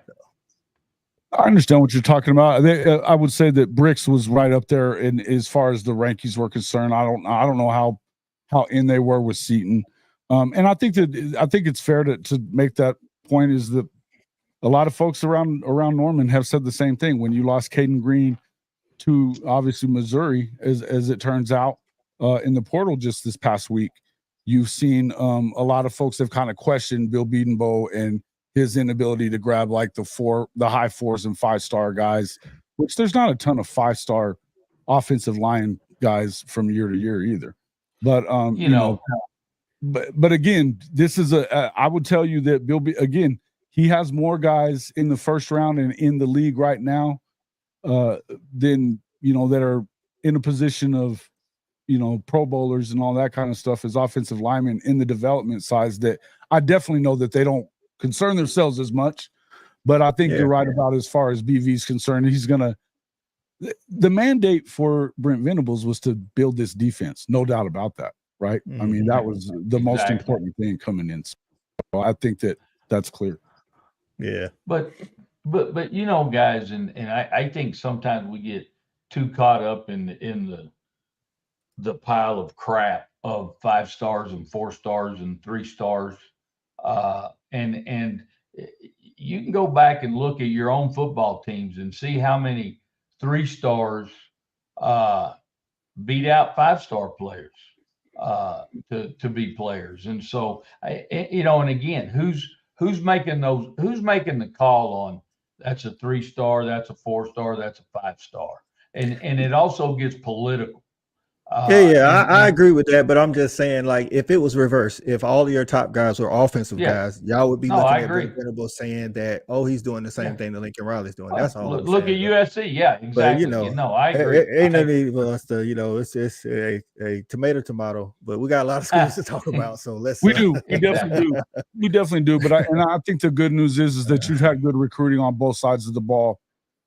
You were able to bring in a guy like Jackson Arnold last year. So, so to be able to continue to stay really good, they keep adding, running backs to this amazing room as it is. So the good news is they're continuing to kind of move in that direction.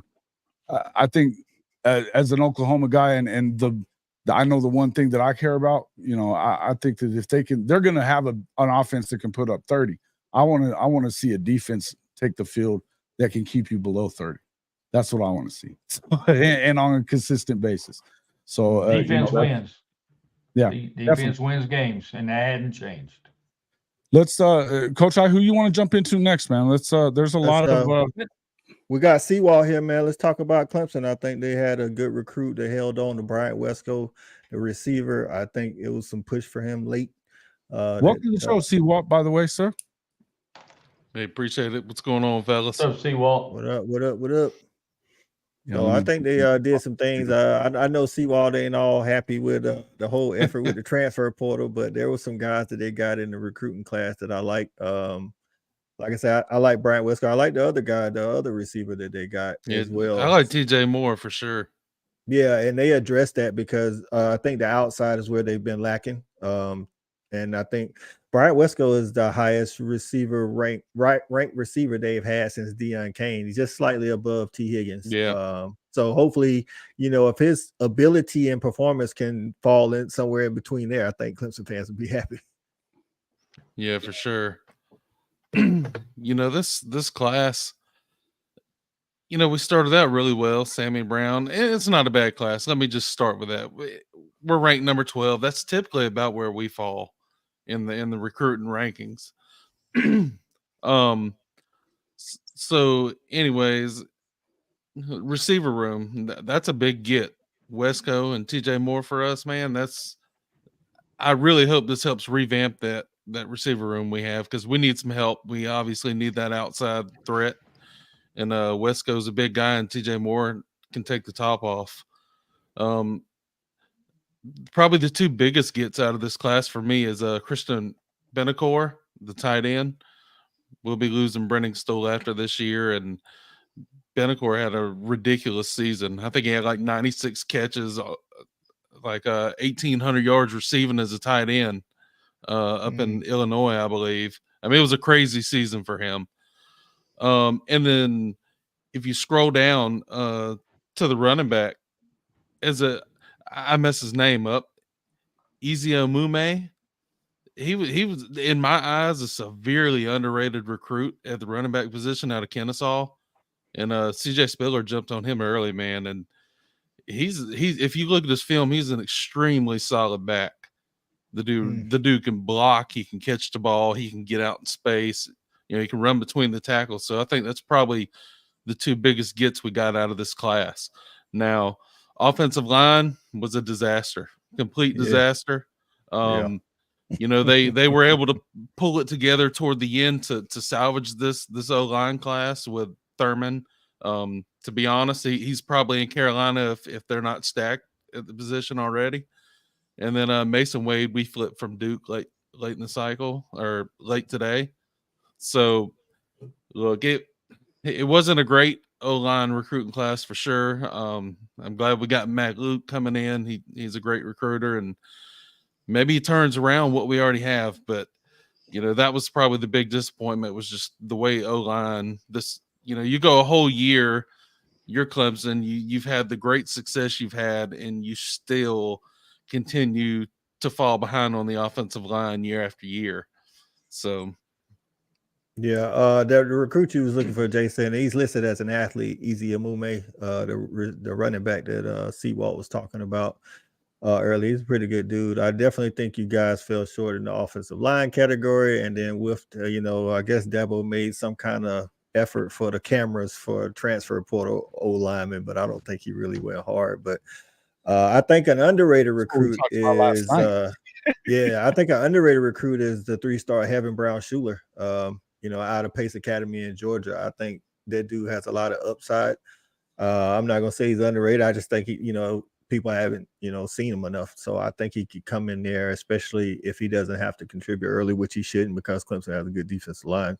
He's going to turn out to be a pretty good recruit there. So, but offensive line is definitely something that needs to be addressed in the 2025 class because apparently Dabo's not going to go get anybody out the portal. So.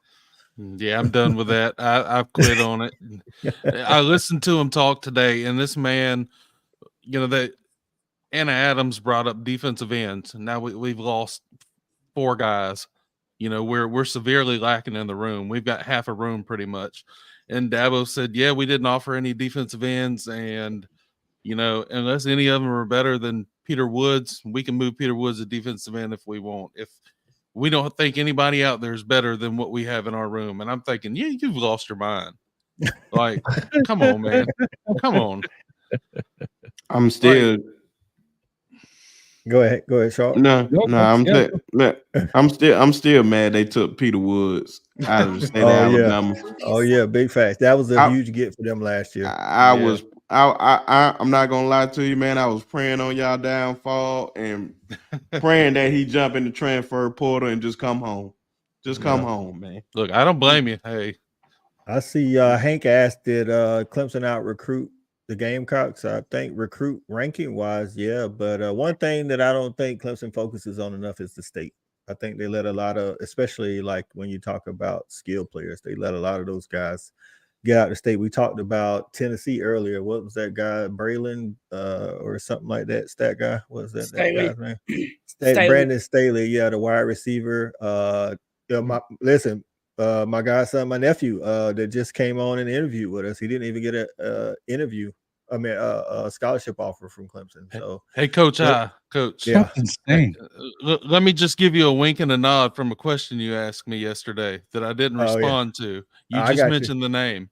Yeah. So I know, and I think me and Seawald talked about this too. And it's like they did get Tyler Brown out of the 23 class at wide receiver. That was a late get for them. They saved face for that. But I think eventually two things that Dabo is going to have to do, and I don't know if he's going to do it, is the portal. He's got to be better in the portal, and he's got to recruit the state better when it comes to top talent. I'm not saying he has to get everybody in the state, but right now Beamer's kind of kicking his butt in the state when it comes to the top talent. So he even addressed that. He led folks to believe, and it may be true, right? You know, a lot of times in the state, you know, you're either a Gamecock or a Tiger from birth, right? Right. But he basically led the media to believe that, you know, Pringle Franks and what's the other one, Thompson or whoever.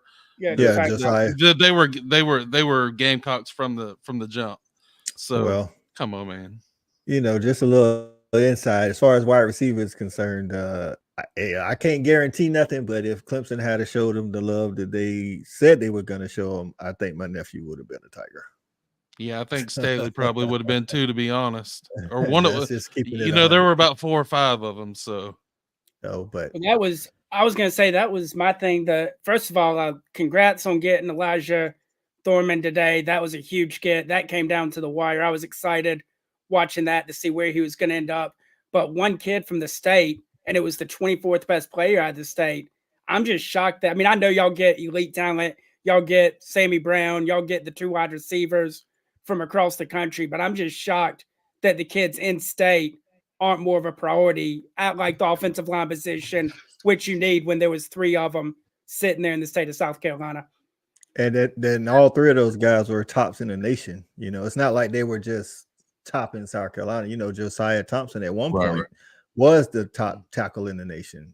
Same with Cam Pringle. I think them 2 and Jordan Seaton that's committed to Colorado currently, they kind of like, you know, merry-go-round who was going to be the top tackle in the nation. So it's not like they weren't top. And just because you wake up a Gamecock or born a Gamecock or whatever don't mean you don't try. You know, it's still Clemson. Y'all got, you know, 6 straight playoff wins, 10 straight, you know, 12 seasons of 10 straight wins. I mean, you still got to try. I don't think he puts much effort into it, to be honest with you. Well, you know, I think the culprit on that was definitely Thomas Austin. I've heard he was very dry in somebody's living room, and that killed him from a recruiting standpoint. That's just not his thing. So, hey, look, he's gone. So maybe, you know, Matt Luke is definitely better. I can tell you that from experience. Well, I think the other part of it is I think it's been clear, you know, we talked about this at length last night, and, you know, and what new college football is, and that includes NIL, that includes the transfer portal. It's time to start evolving if you're Dabo Swinney. This digging your heels in stuff, you know, and giving a half-hearted effort at guys that end up at Georgia Tech and Arkansas, and not for, you know, nothing against those 2 programs, but you're Clemson. You know what I mean? And 2 of those guys didn't even show up. I didn't realize that, but 2 of those guys didn't even show up on campus, and they decide to choose Georgia Tech and Arkansas. I mean, that tells you, to me, Dabo made no effort. No effort. We put 4. Yeah, the Clemson fans are not happy, so it's not like they're sitting back taking it. They're letting their feelings be known for sure. Yeah, he straight up said we put 4 offers out there and that was it. And, you know, he basically said those guys got to want you also. And I'm thinking, in other words, you didn't want to put any form of NIL or anything like that, to getting a kid in here. Yeah, I think with Matt Luke coming in as far as the offensive line and in-state recruiting, Matt Luke's a good recruiter. I think he's gonna, improve that for Clemson. And he's a good coach, as far as their technique is concerned. So I think the O-line will definitely improve. But with Matt Luke, Matt Luke was in Georgia, followed up Sam Pittman. And then we got SEC Weekly on the show. Sam Pittman. What's going on, man? Hey, yeah, man. I mean, we got to talk Jason, about that. We got to talk about that for sure. That was the next thing I was thinking of is what's going on out there? Sam Pittman. I mean, did they just hire Sam Pittman's replacement to come and coach with him on his way out, or what's going on there? I'll be honest with you, man. I mean, at this point, everybody in Arkansas thinks that Sam Pittman is a lame duck coach.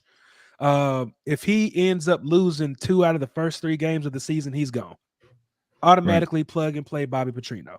The biggest concern that I have, man, is that there are no real standouts on this in this class.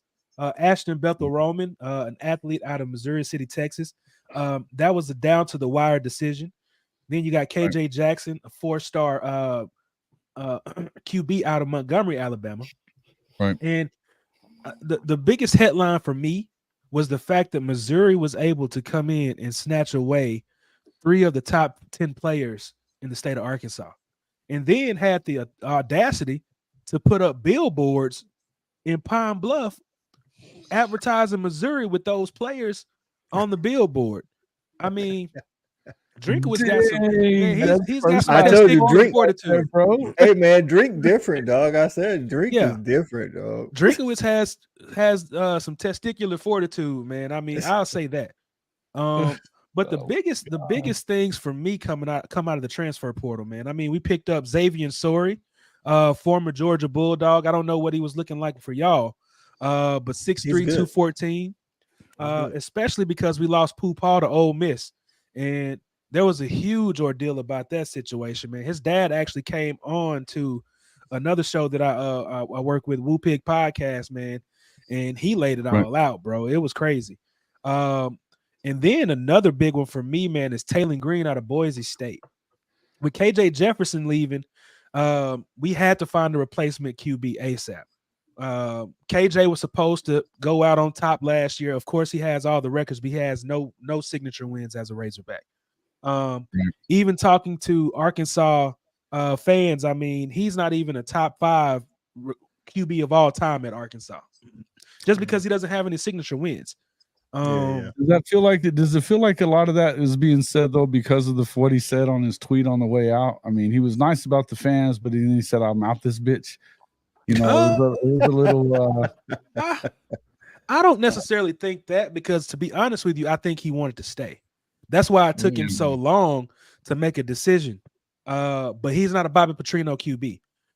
KJ's biggest flaw is that he cannot read defense. And in order to be successful in a Bobby Petrino offense, you have to be able to read the entire field. He cannot read the entire field, and that's why he's the number 20 ranked QB in the portal right now. And then we picked up Keyshawn Blackstock. We all know how weak Arkansas's offensive line was this season, which was an Achilles heel of stat guys South Carolina Gamecocks, which is why I'm still puzzled why Rocket Sanders wanted to go there. But to each his own, you know what I mean? He can get tattooed in South Carolina moving forward. But I'm impressed with Taylor Green for the most part, man. He has a live arm. He's super athletic. He's 6'6", 221. He can read a defense, man. He's really good. I've seen him a couple of times. He is pretty good. I like him a little bit too. Yeah. And then we picked up Danico Slaughter from Tennessee, and we also picked up Addison Nichols from Tennessee. So those are the biggest pickups for Arkansas, man, out of the transfer portal, man. And just to highlight our recruiting class of freshmen, man, I'm going to go with Ashton Bethel-Roman, Charleston Collins, and KJ Jackson as the highlights out of that recruiting class. Okay. Right. I like Selman Bridges, the corner. He's 6'3", 170. A lot of length out there on the edge. And then you brought up Xavier Sori coming from Georgia. You're getting a good one. He was the number 2 linebacker coming out behind Smile Munden, and he transferred only because again couldn't get on the field. You know what I'm saying? But he made some plays in the SEC championship. And I think he's going to be a starter for y'all next year, to be honest. Yeah, I mean, anybody that they brought in from the transfer portal is looking to start right now. Of course, they're going to advertise that there's going to be a battle and all that. But I will say this. I think that there's going to be a battle for the starting QB position between Malachi Singleton. I think that a lot of people have forgotten about Malachi Singleton. He is a stud. It's been a minute. Yeah, but I think that he's going to give a really nice push to Taylor Green at the QB position. I just don't think that what's his name? Our other QB. He was the backup last year, the transfer from North Carolina. I don't think that he's athletic enough. I think that he has a nice arm, but I just think that the QB battle is going to come down to Taylor Green and Malachi Singleton. But as far as the thing that excites me the most about the Arkansas program in general is the fact that we have an adequate offensive coordinator. Of course, this is a young man's game right now. I don't know how much Bobby Petrino still has in the tank, but I will say that even when he was at Texas A&M, he was handcuffed for the most part because he was. But they were better than they were a year ago. Absolutely. I mean, nobody can deny that Bobby Petrino is a top 10 mind in college football offensively, even at his age right now.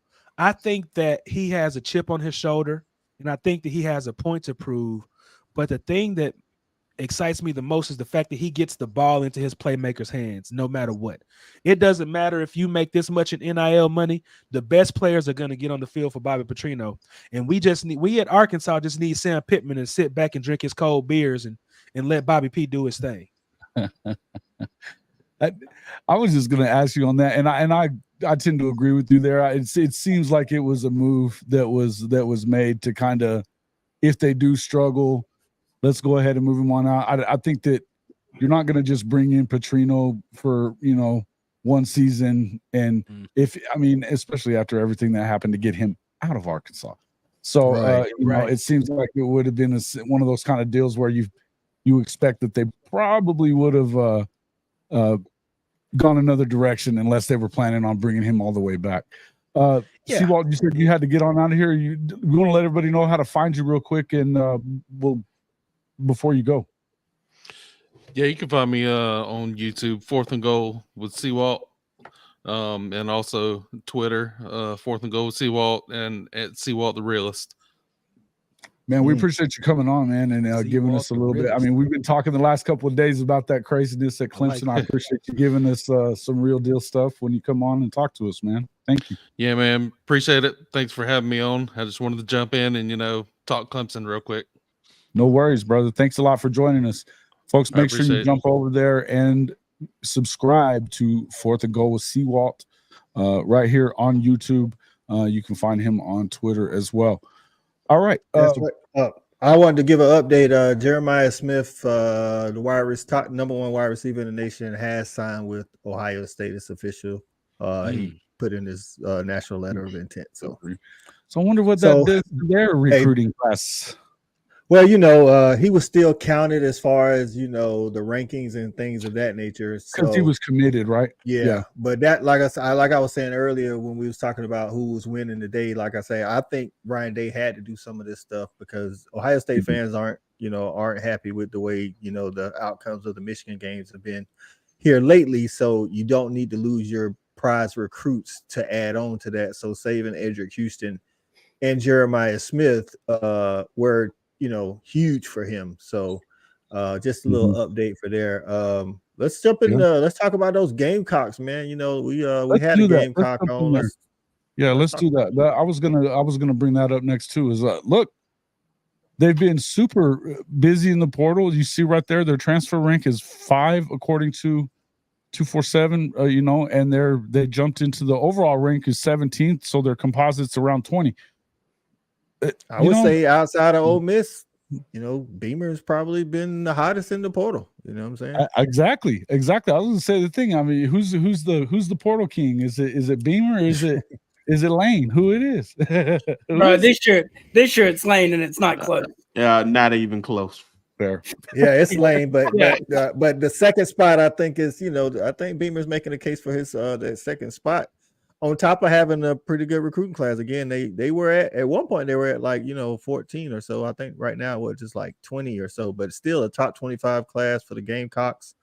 That's huge. You know what I'm saying? And listen, they got the old tight ends coach as their OC from Arkansas. I think that's really why Rocket ended up going there. He had a relationship with that guy. Dal Loggins.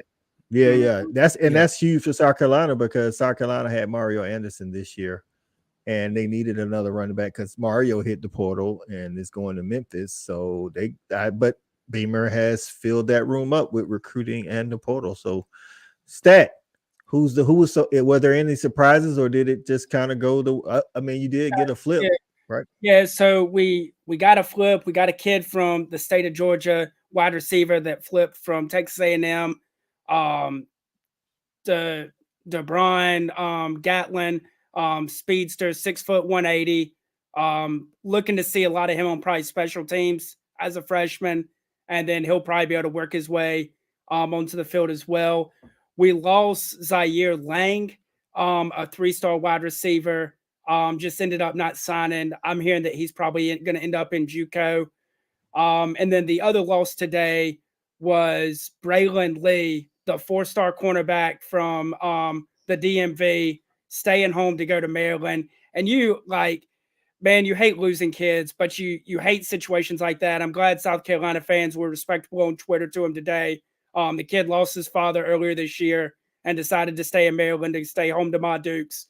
And so he made an awesome post congratulating all the kids that signed in the 24 class with South Carolina, because they're all boys. They're all in a group chat together. He was like, just basically, y'all go be great. I got to do me. And so hopefully the portal will stay open. Hopefully he can get his head right and still end up in Columbia. So that loss kind of hurt, losing a 4-star cornerback. But, the big thing was our offensive line might have been one of the top 5 worst offensive lines in college football last year.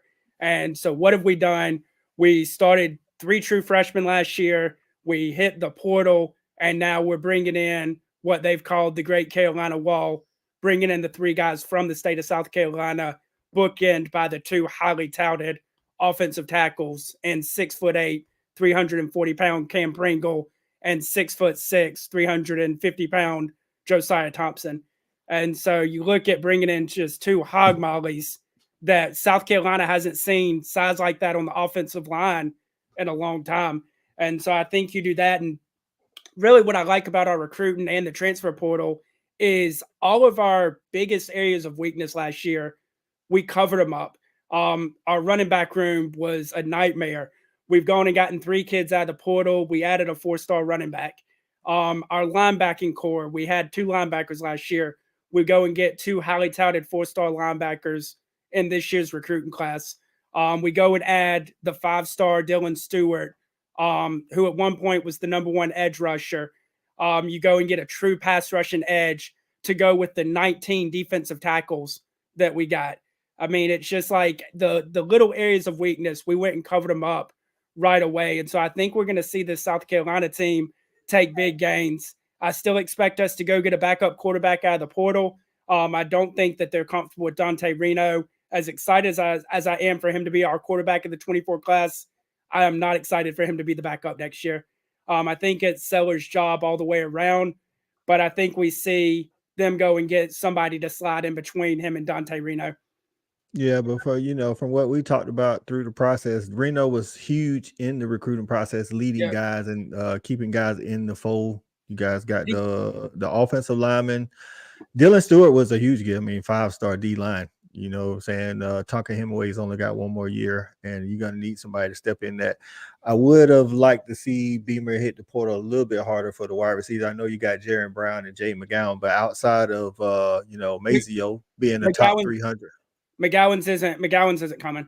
He's going to. Oh, he is going to flip. He's going to flip to Boston College. Wow. So, but Boston again, College? that was, NIL. Got to get that okay. money. Okay. Wow. Hey, listen. So, I mean, from just a personal standpoint, I'm glad because my guys get to go in there and probably get one of them starting spots at wide receiver, be an ESPN top 300 player. But He's gonna Yeah. need some help. I don't want him will- going in there getting double team. I mean, Luke Doty was playing wide receiver for y'all this year. Luke, and that's why I mentioned the quarterback room. Beamer announced today that Luke Doty is moving to wide receiver full time next year.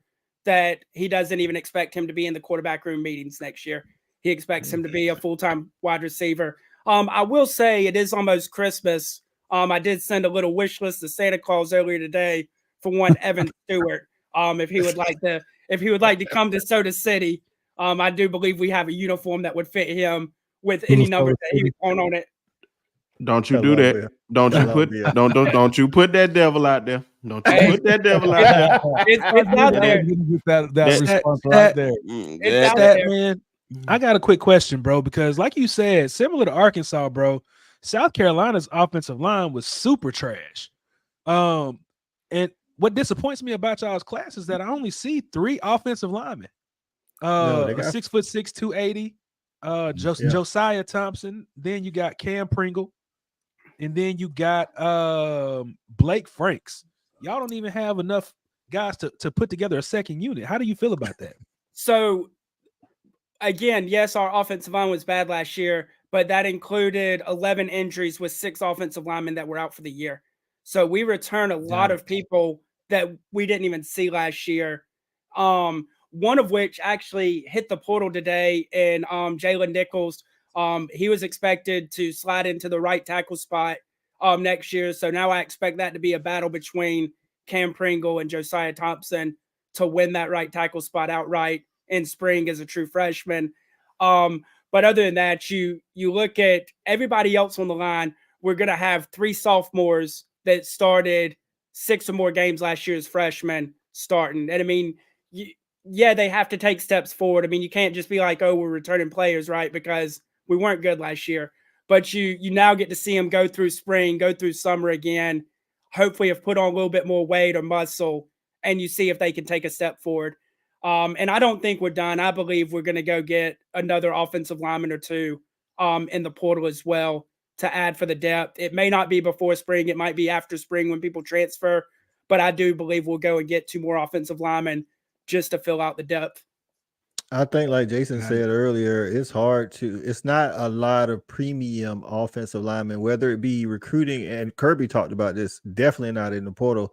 You got to believe in your offensive line coach to coach these guys up. And if you don't have a guy that can do that, regardless of what school you're at, you know what I'm saying? Like Seawalt talked about, they got Matt Luke now, but the guy prior to Matt Luke couldn't do it, you know what I'm saying? And right, you got to have somebody that can coach these guys up. And if you don't, That's an interesting quarterbacks point, are going to Coach. Because Alabama's offensive line struggled a little bit this year too. Early on, very uncharacteristic. Early on, I think they got better as the season went on, which shows that they have a competent coach. You know what I'm saying? It's like, I feel like Arkansas and South Carolina are both in the same boat. Early in the season, the offensive line might not look, the best. You got to look at the progress. If game 6 and 7 you still playing like that, then the offensive line coach might not be the guy. Well, Cody, we fired our offensive line coach, Cody Kennedy. I think he went to South Carolina, and good luck with that. But who we the hell picked needs up an offensive line coach when you got your head coach is the offensive line coach, man. Man, right? I don't think that Sam Pittman has the mental capacity, and there's no disrespect to Sam Pittman.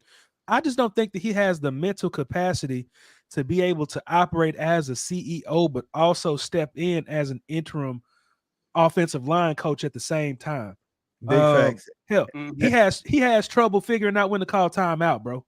You know what I mean? And I think also, man, like I think I love Sam Pittman, and as a position coach, he could just focus. That's all he had to do. Offensive line, like Mo said, when you're a head coach, people don't realize, man, you got a lot going on, and then also he's a nice guy. I don't think he has that let me chew you out to another grown man type deal if the offensive line coach ain't getting it done. Like you can kind of tell that from a coach. I'm not saying he doesn't get fiery in practice, but it takes a special dude to get out to another grown man to say you ain't doing your damn job. You know what I mean? Yeah, and that's another thing about Bobby Petrino, because Bobby Petrino is the complete opposite. Bobby Petrino will get in for sure. You know what I'm saying? So for sure. I'm interested to see what this dynamic is going to be like. And Yeah. you mentioned something about South Carolina earlier, and it was about Dante Reno, coach. And this kid may not take a meaningful snap his entire time at South Carolina. And if he stays at South Carolina for 4 years and graduates, he will go down as an icon for what he did for this 24 class. He was the first one to commit to this class. And then you look at this past summer, all 3 weekends in June, he was on campus for unofficials, for all the different cookouts and everything. And then he was at every single home football game this year to make sure that he was there when recruits were on campus.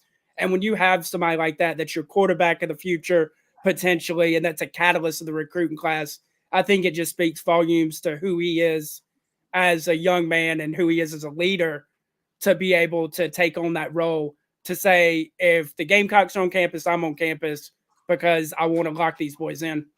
Yeah, I think a lot of people miss the fact that recruits are important for different reasons. You know what I'm saying? Sometimes you win a battle for a guy that's highly ranked in the state, and you may not even think he's good, but the fact that you got him and he's in your state shows other recruits in your state that people are willing to stay home. And then, like you said, great point, Coach. A great point. Know, just like Stat said, Dante Reno was one of those guys, showing up to all the games and making sure, quarterbacks kind of take that role, regardless. He's a high 4-star, regardless of whether he takes a snap. People kind of follow the leader when it comes to the quarterback. So, and sometimes you're recruiting a kid just so your rival doesn't get him, like big time, Blake Franks. So, yeah, that happens. So, that's just what it is. And, a lot of people don't really think about that. What's going on, Cody?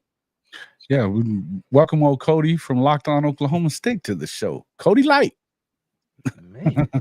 Hey fellas, yeah, no, I'm just enjoying the conversation and basking in what seems to be a holiday.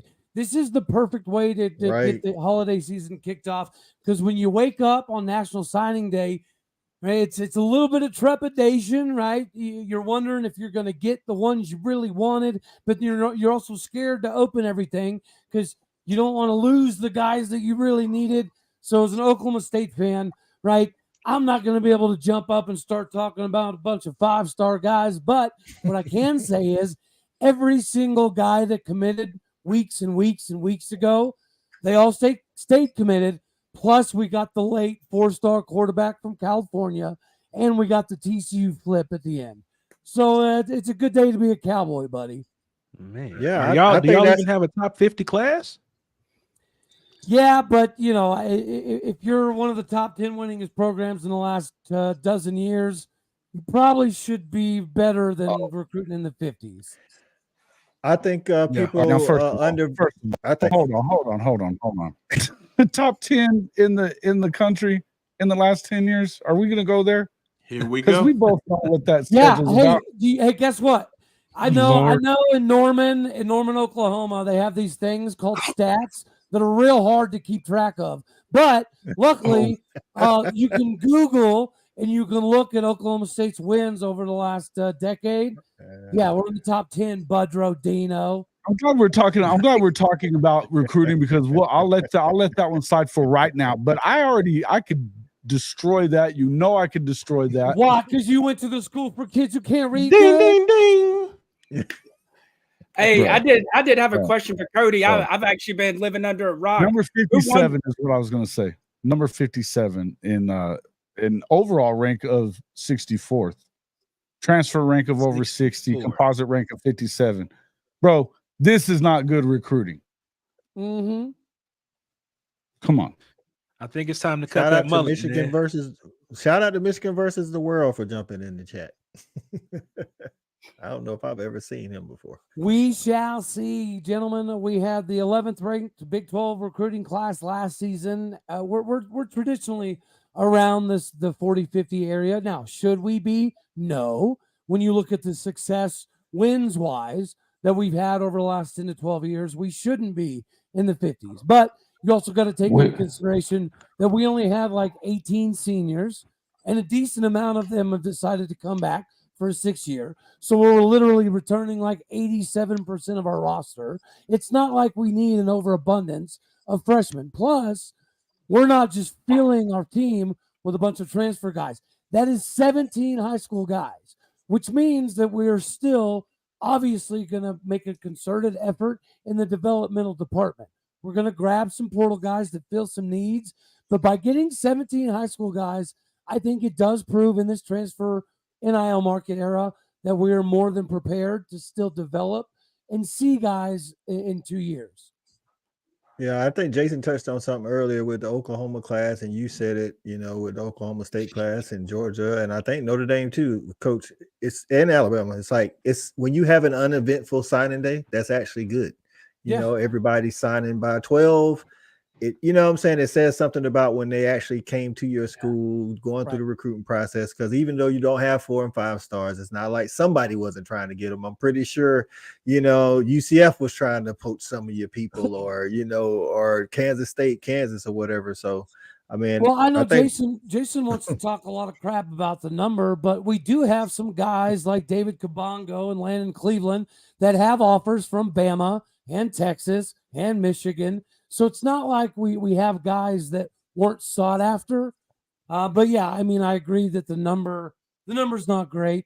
But when you take into consideration bringing back, 87% of your roster and being pretty daggone young with the guys that we are bringing in, I think a couple of these guys will have the opportunity to participate in the 3 deep as freshmen.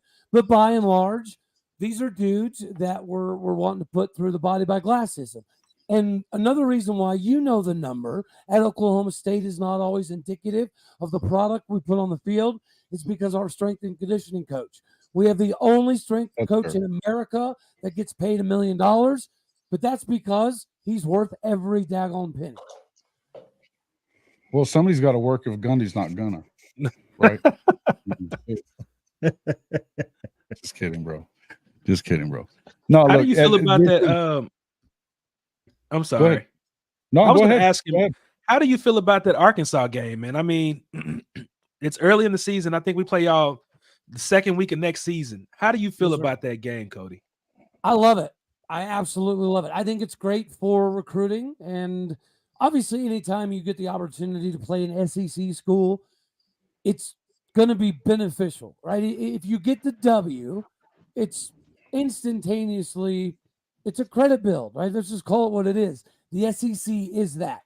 Now, Sam Pittman may not have Arkansas trending exactly like they did last year, but neither is Texas Tech. Yet Joe McGuire just was able to pull off a massive class. Big facts. And we do lose guys to Arkansas quite often, right? Oklahoma State and Arkansas have been shifting guys back and forth for the last few years. Yeah. So there is a lot of commonality. This is regions that we both use as pretty fertile recruiting grounds. And anytime you have an SEC battle, it's a good thing.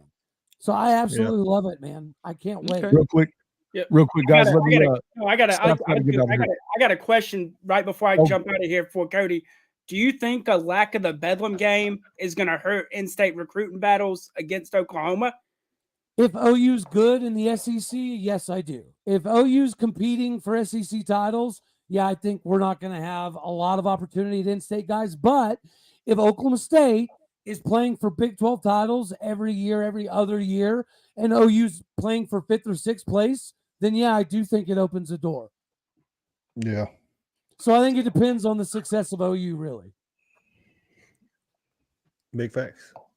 So I know the number, like you said, y'all always typically around 45, 50, and I know it's lower this year, but that's not, to me, that's not alarming or whatever, because you got the behemoth Oklahoma in the same state. What I do want to know, and I don't know the history, you guys don't have any of the top 10 recruits in the state of Oklahoma, like not one.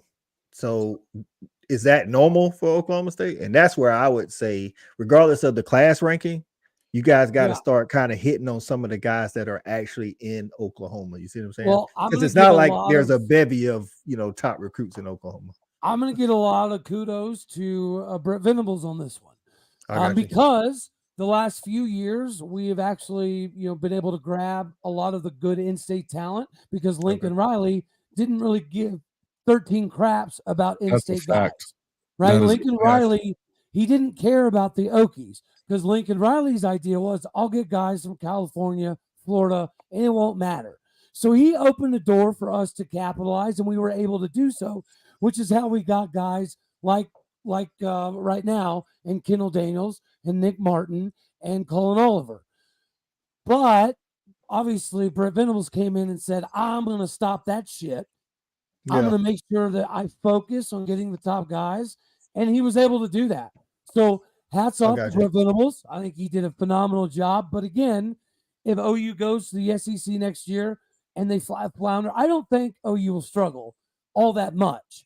But if they do, yeah, I think this is an opportunity for Oklahoma State in the future. Big facts. Okay. Anybody else got questions about that stuff? No, I mean the only rebuttal I have is, man, I think Oklahoma is gonna poop the bed next year, man. I mean, I can't get enough of talking about how tough that schedule is, man. I just think that it's gonna be tough. Shout out to I think it is tough. I think that their road schedule in particular is absolutely brutal. Real quick, let's thanks a lot, Nelio, for the super chat here. Good Wednesday, everybody. Hope everybody's 24 class is satisfactory. Look, I mean, I think to go back to what you were just saying, I think a lot of folks, you know, you have a lot of people that have high expectations. It is Oklahoma. You have high expectations, right? When you look at this schedule coming up, yeah, it's rough when you look at, you've got road games at Auburn, who pulled off a top 10 class. You've got a road game at LSU, which is 74% all the time. I think Auburn's somewhere around 80% all time winning percentage at home. Then you've got Alabama. You get Alabama at home, and then you know what I mean. None of these games are going to be simple when it comes to that. You get Tennessee at home, South Carolina at home, and then most of yours are road games. When you look at Texas, on the other hand, once they're done with Georgia and Oklahoma, which is middle of the season and back-to-back weeks, they don't have much of a record of a freaking slate down the stretch. I mean, Texas A&M being a rival, I guess you could expect them to kind of put up some kind of a fight in that final game of the year. But if they split Georgia, Oklahoma, and they're not in the conference championship game, that means they have shit all over themselves. That's all there is to it, because there's no excuse for that whatsoever. Missouri, same kind of thing. That's another road game for Oklahoma, you know, at a 10-win Missouri team. I'm going to tell you right now, I think it's somewhat tough a game. I think all the crap that's coming out of there, and particularly between the teams and stuff like that, is going to cause Oklahoma to definitely perk their ears up more than they normally would for Missouri, who they win 4 out of every 5 games against. Historically, right? Is that Ole Miss game a home game or an away game for y'all? That's another away game against a 10-win Ole Miss team. That they play better at home than they do on the road. Absolutely, they have the undefeated record at home. They generally don't win their road games against anybody that's worth their salt at this point. Yep. Look, man, the one I think that I believe that I think, you know, the floor I was looking at was probably 8-4. I think 9-3, 10-2 is probably the ceiling in year one. You're starting a new quarterback. You've got, you know, a lot of young pieces still on that defense, but you know, and then it's your first year in the freaking SEC. You know what I mean? That's just all there is to it. So coming in, I don't think that Oklahoma doesn't go in expecting to lose any game ever. And I think there is going to be definitely a learning curve in how you go about this conference. But I do think that when you see what you're seeing in the recruiting wise, I think that there's some guys, these young guys, that can absolutely step in and contribute in year one. I think David Stone and I think Jaden Jackson is probably ready to step in year one with his size, right? Wilkerson says, keep that OU hate going. OU plays better to haters. Yeah, listen, I think it is what it is. You know what, man? I would say that generally you want to say, go ahead. I was going to say, I think OU does get to kick off the Jackson Arnold era the right way by catching an ass whooping by Big 12 Arizona, baby. I mean, that LSU game is going to be interesting too. I want to see what Brian Kelly's going to do post Jaden Daniels. That's going to be a big key to their season next year. Who are they going to get to replace his production? Well, in this transfer market NIL era, I don't think it's going to be an issue, right? Especially if Jaden Daniels is going to be a legitimate Heisman candidate. It's going to be kind of easy, I would imagine, to bring another quarterback in behind that. OU just had to run of doing the same thing with Lincoln Riley. Like, why would you not want to come in and do what Baker Mayfield did? Why would you not want to come in and do what Kyler Murray and Jalen Hurts did? If you can get a run of quarterbacks, I do think I'm not a big buyer in Brian Kelly, but if Jaden Daniels is as good as we think he is, then I think they'll be able to bring somebody in to try to replicate that. And I don't think Nussmeier. I think Nussmeier doesn't get enough credit. I'm telling you, I think the dude can sling the ball. So now he can't move like Daniels. So they're gonna have to change some aspect of that offense. The running back room is definitely gonna have to contribute more than what they did. Jaden Daniels leading them in rushing 2 straight years. But I think he can sling the ball. But they're still gonna probably try to get a guy out of the portal, Malachi Nelson maybe, or whatever the guy that left SC. Who knows? Stat, you got to get out of here. Yeah, I need to head. Thanks, man, for coming in, Stat. Hey, Stat guy, obviously always in there with Coach I on Fanatic. We appreciate you coming into the show, bud, and we'll see you on the next one. Appreciate y'all. If I don't see y'all beforehand, everybody have a Merry Christmas and Happy Holidays to you and yours. You too, Stat guy. Have a good one, man. Yeah, hey Jason, I gotta go help. I gotta go help decorate. You're gonna run off now? You talked all that shit. Now you're gonna leave real quick? Well, that's why I wanted to talk some more shit before I ran out. Okie like Cody. Leave it to Okie like Cody to run that mouth and run. Throwing rocks behind this game. I ain't going yet. I was just giving. Hey, leave him alone. He's going to Google all those great teams that they've beat on their past schedules. Yeah. Well, you know what? all the great ones. I don't need Google for that. I have you. All right. Good luck with the Texas A&M going up against the SEC team too. The Little Brother Bowl coming up in just a few days. TV timeout. Okay. If hey, I thought you were going to decorate. If Texas A&M was able to field a team, that would be great. You know what's funny about that song is for you guys that are welcoming OU into the SEC, they like to play that song 733,000 times, except for just when we score, bro. It's just when we score. They're getting that's why you heard about it. You know what I mean? That's why you heard it. In Stillwater, they don't play it. So just take them behind the woodshed. You won't hear that shit. So I got a question for the panel.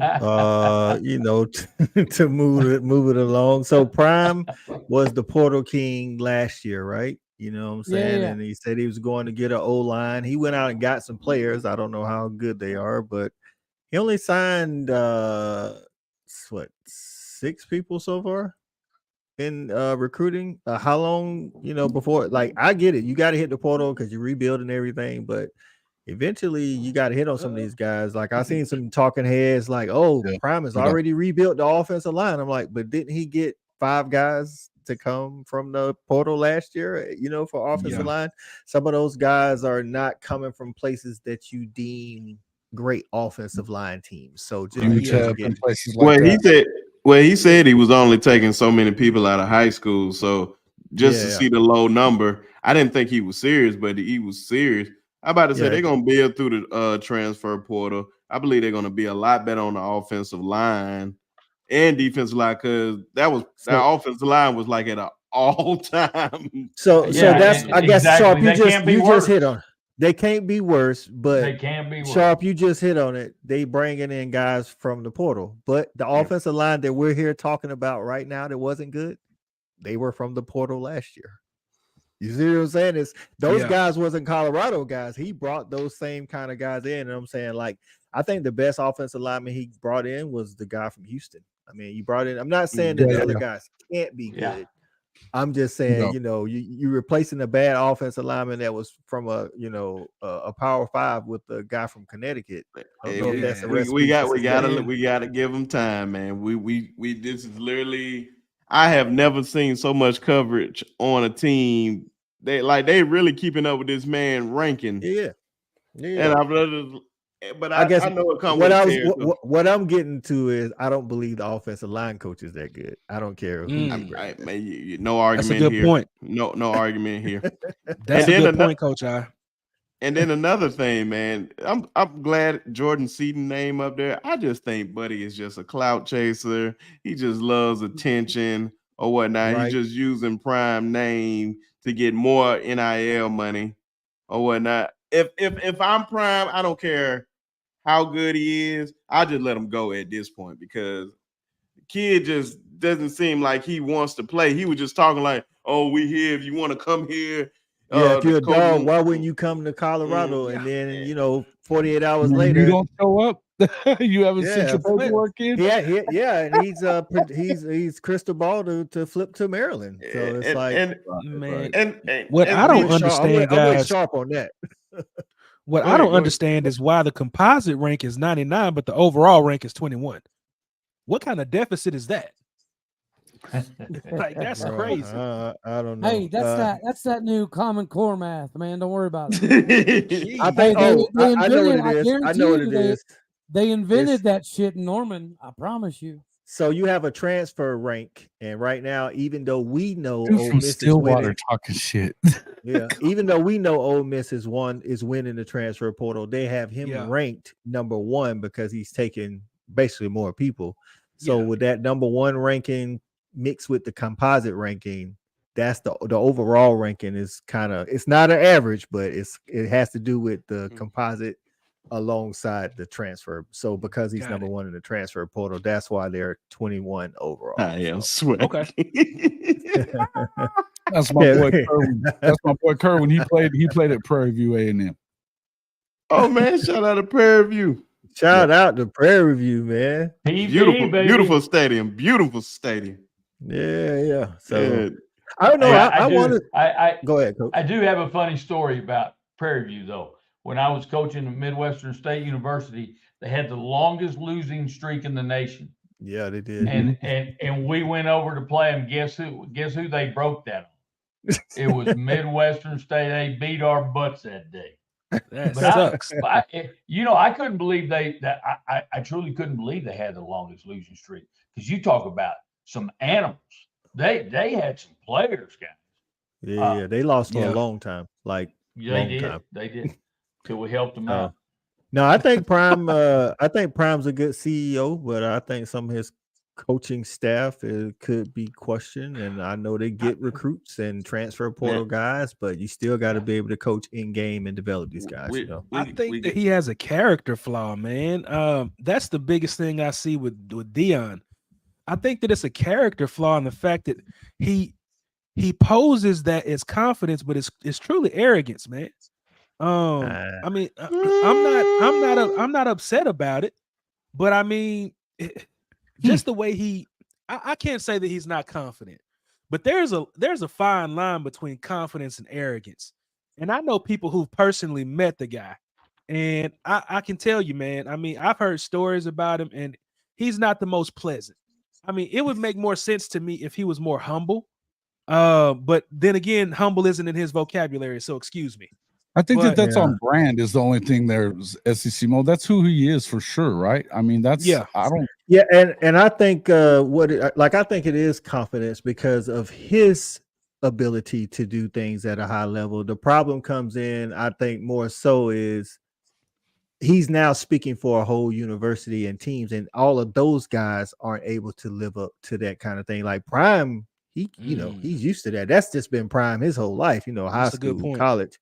That's a good point. When we hear Prime say we coming, then we see the product on the field and we're like, Prime, you just selling wolf tickets. No, he literally believes this how he thinks. And this is why I think a lot of the greats aren't good coaches. Isaiah Thomas didn't do good in basketball at Florida International. I don't think Jordan's a great, organization owner with the Hornets. They ain't no good, it's like clear. So Coach, what you're saying is that he projects his greatness onto everybody else and expects the same result. He expects the greatness. And I think sometimes for the great people, it may be harder to see that everybody can't be great. He don't understand why you can't do this because he can. He's done it. You know, Got it. and then it doesn't help that his son is a really good quarterback. So he's like, okay, you know, it's not just me. And then he bring in Travis Hunter, but then you bring in these other guys, and I'm not saying you shouldn't expect greatness. I'm not saying that, but I'm just saying you got to know that everybody can't bring that same level. Yeah. Of, you know, Deion's, come on, is arguably the best corner ever. You know, I don't have a diamond studded Breitling. I don't have a diamond studded Breitling, but for me it is. For me he is, but some people will go, you know, other people. There's no such thing as arguably in Deion Sanders in the same sense. That man is the greatest corner to ever walk this earth. Hey, you won't get no argument from me, dog. I'm just saying I've seen some other people, you know, bring up other greats. I'm just saying, and I hope they don't have a good Christmas. But you know, like, I tell you what he has done. He's put Colorado in the Big top facts. 3 of $100 teams million watched for the economy. this season. Yeah, and he's done wonders for the economy, and it's $100 like million that in the too. economy. and see, and like, you know, you look at Prime is expected to be the CEO, and the guys under him are supposed to bring that high level of coaching, and I don't believe they're bringing the high level. It's not just on the players and on Prime. Now it's on Prime because he hired the guys, but he's not, you know, in practice every day, all day with the offensive line. He has to oversee everybody. So I feel like he could do better with hiring, you know, better staff members. And I would say, guys, I would say that that's one of the things that you have to look at in terms of what the hell that you got to look at it is they have to, obviously there's a learning curve there for him. He's been coaching for a few years, but I think as far as it goes with the I can't believe I'm getting a freaking call right here from my mom when she knows I'm on here. Yeah. She's gonna. She was just calling to say, "Oh, you sucks." Probably, yeah, probably. You know, I'm kidding, buddy. Hey man, it may be an emergency. Man, that might be something important. Yeah. Let me check with her. Make sure everything's all right. So, but yeah, I think, like I said, I think Prime's a great motivator, a great recruiter. Again, we need to see the in-game stuff. Hey, winning 4 games after only winning 1 and building a brand new team, that was great. And I think what happened was they went 3-0, and everybody's expectations changed because nobody really, outside of the Colorado fans, Prime fans, really thought, oh, they got a chance to go to a bowl game, maybe go 7 or something. But then when they won 3 games straight, even though they wasn't all great teams, they was more prepared than TCU. We didn't know how bad or good TCU was at the time. We just, hey, TCU's a top 25 team. Then they beat, you know, Nebraska. Then they beat Colorado State, and they like, we coming. I'm like, well, I guess we need to believe that they coming, you know. And then Oregon happened, you know, and then I think that kind of brought us all down to, you know, reality, right? But that's the only thing, man. Anybody that just literally watches the game, I'm a big time Deion Sanders fan, man. I just love the man.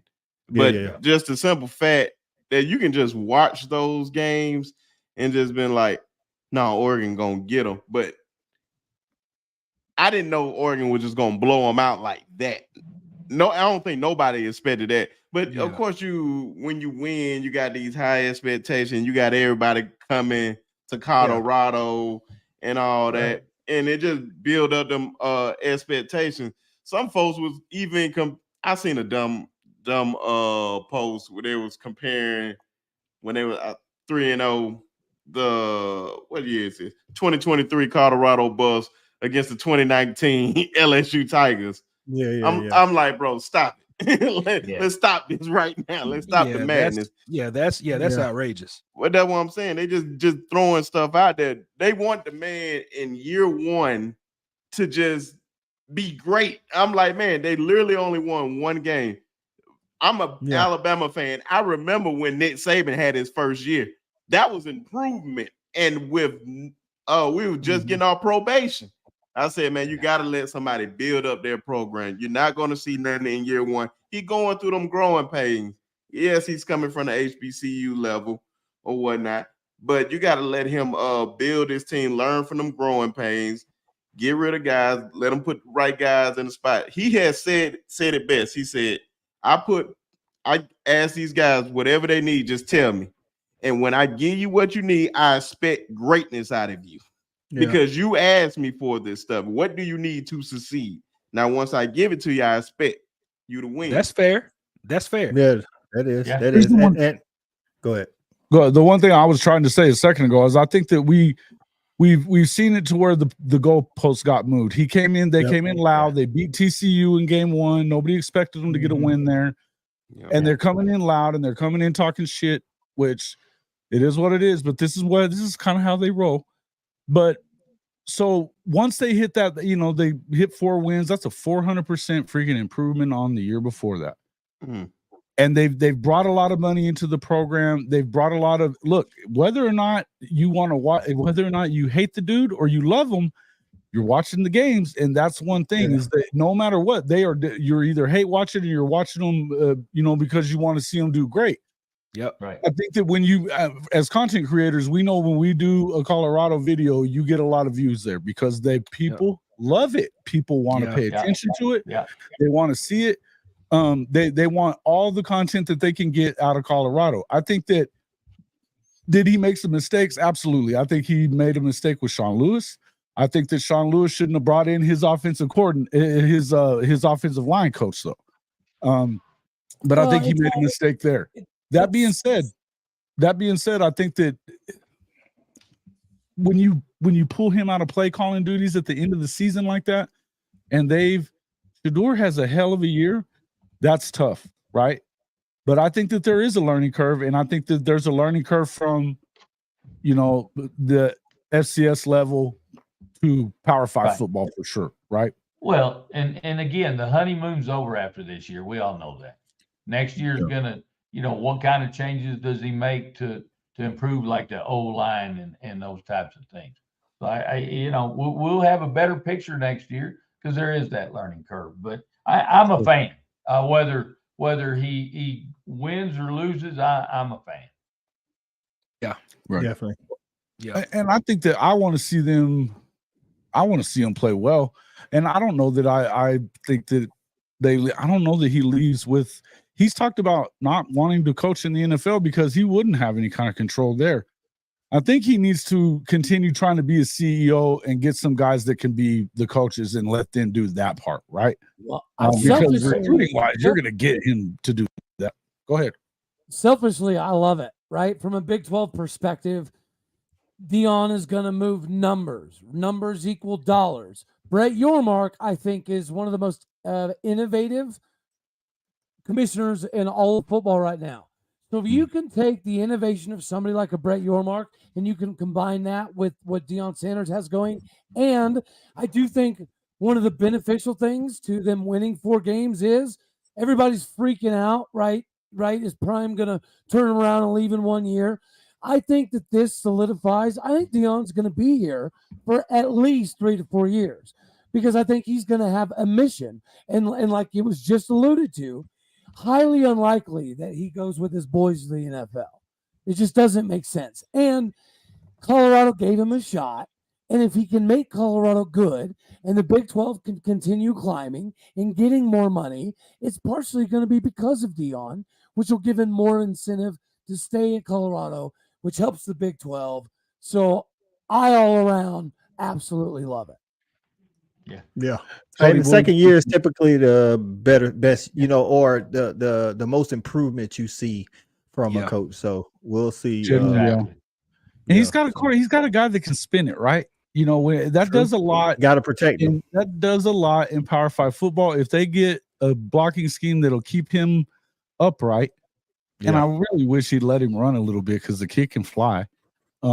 Keep him upright and see what happens there. I think you could see a big jump going into the Big 12 because, look, he's got a few teams that he's gotten accustomed to playing in the Pac-12, but this is a new gig there. And I agree. I think that if he would recruit high school, he would do great because Texas, he is Texas. You know what I mean?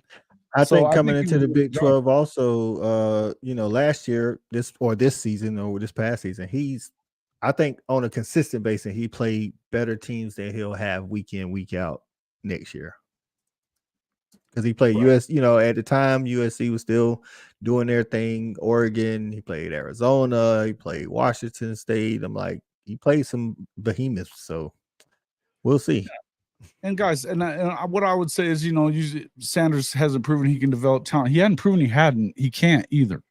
Guys, again, I think that the goalposts moved after week 1, and the people that want to talk trash about Deion Sanders, it's easy to do that because you get your ass kicked by Oregon in that game after they were talking a lot of crap, and they didn't go win 10 games. So even though this was not a team that should have won more than 4 or 5 games, the expectation levels go up because you want a reason to take shots at the guy. I think that, guys, it's well, and I think it was already mentioned earlier by a couple of you guys.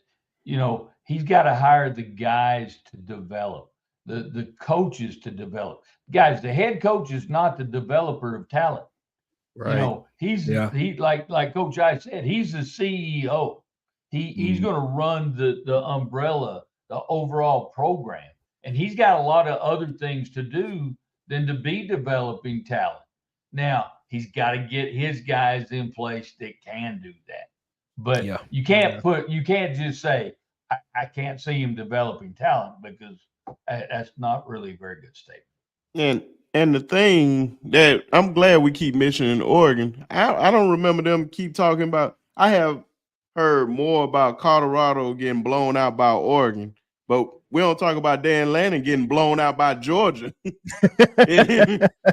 That's a different beast, man. That's a different animal. I'm just saying, but guess what? Dan Lanning had time to recruit talent, though. I think it was about the same difference in talent whenever you start looking. I was about to say, if you look at the talent Oregon had, versus the talent that Colorado had, even though Shadur and Travis Hunter, if you look at the totality of it, that difference was, I think, actually a bigger gap than the talent between Oregon and Georgia. Especially in the trenches, man. Especially in the trenches. Now, Colorado has decent skill players, but the trenches, man, they just can't hold up. Exactly. And Oregon actually had guys in the trenches. So, I mean, that's a good point, Sharp, and they had 2 5-star linebackers. I mean, you had Justin Flo and Noah Sewell, so, and it's like they had guys on the offensive line. So yeah, you're right. You're right, Sharp. Yeah, because I'm just getting tired of them just talking about this Oregon thing. I'm like, bro, we ain't gonna talk about Georgia just dragging them. Hey, I'm like, man, not to go like a rag dog. Listen, not to go too far off, but we can talk about this on another show. But Dan Lanning actually doesn't have any. Dan Lanning actually doesn't have any signature wins. He doesn't. Hey, look, they didn't beat the top 25 team. I like Dan Lanning. Don't get me wrong. I like Dan Lanning. So they didn't beat the top 25 team. You're right. By the time it's all said and done, they didn't have a top 25 team that they. Yeah, I mean they went to Utah, which is where Utah doesn't lose. They got a good program. I think that he's doing a good job, but I think that he blew the first game against Washington for damn sure. Oh yeah. Cody's got to go decorate that tree. Cody, we got to let you get out of here. He's getting that eye right now. I can see it. I see it. Say, get up right now. Yeah, he's getting an eye right now. Hey, go get them orange balls on that tree. I got them. I got them. Hey, we're gonna go sing a little Mason Rudolph song and have a good time. Mason Rudolph. Enjoy it, brother. All right, y'all. Hey, man. We love you, Cody. We'll talk to you soon, brother. God bless you, man. God bless. Go Pokes. Thank you, fellas. Hey, Cody was full of piss and vinegar today, wasn't he? He generally is. Ever since the Bedlam game, he's been that way. Hey, listen, he can hold that. He's gonna be able to hold that over your head for a minute. No, a long time. I'm ready to talk to him. Jason does not like that, man. I literally seen him. Listen, we talked about it on another show, dog. Y'all already know that Gundy gonna avoid that matchup unless y'all get. I want to link up with Cody when Arkansas plays Oklahoma State. I want to link up with Cody, man. Oh yeah, he's dog. Man. He's a good guy, man. He's you should. You definitely should on that. Yeah, man, and actually, he's going to be around Dallas quite a bit. So if that's where you are, I'm in Dallas. He's doing some new stuff with, and I meant to have him talk about that. It's called 7 on 11. It's a lot of camps and stuff and doing some evaluation and stuff like that. He played a little college football too himself. So okay. So he's doing it. It's with Stephon Boogie Johnson's dad that he's doing some work with. So it looks like he's going to be doing some of that kind of moving forward. So you might be able to catch up with him out there, but we'll get you guys in touch.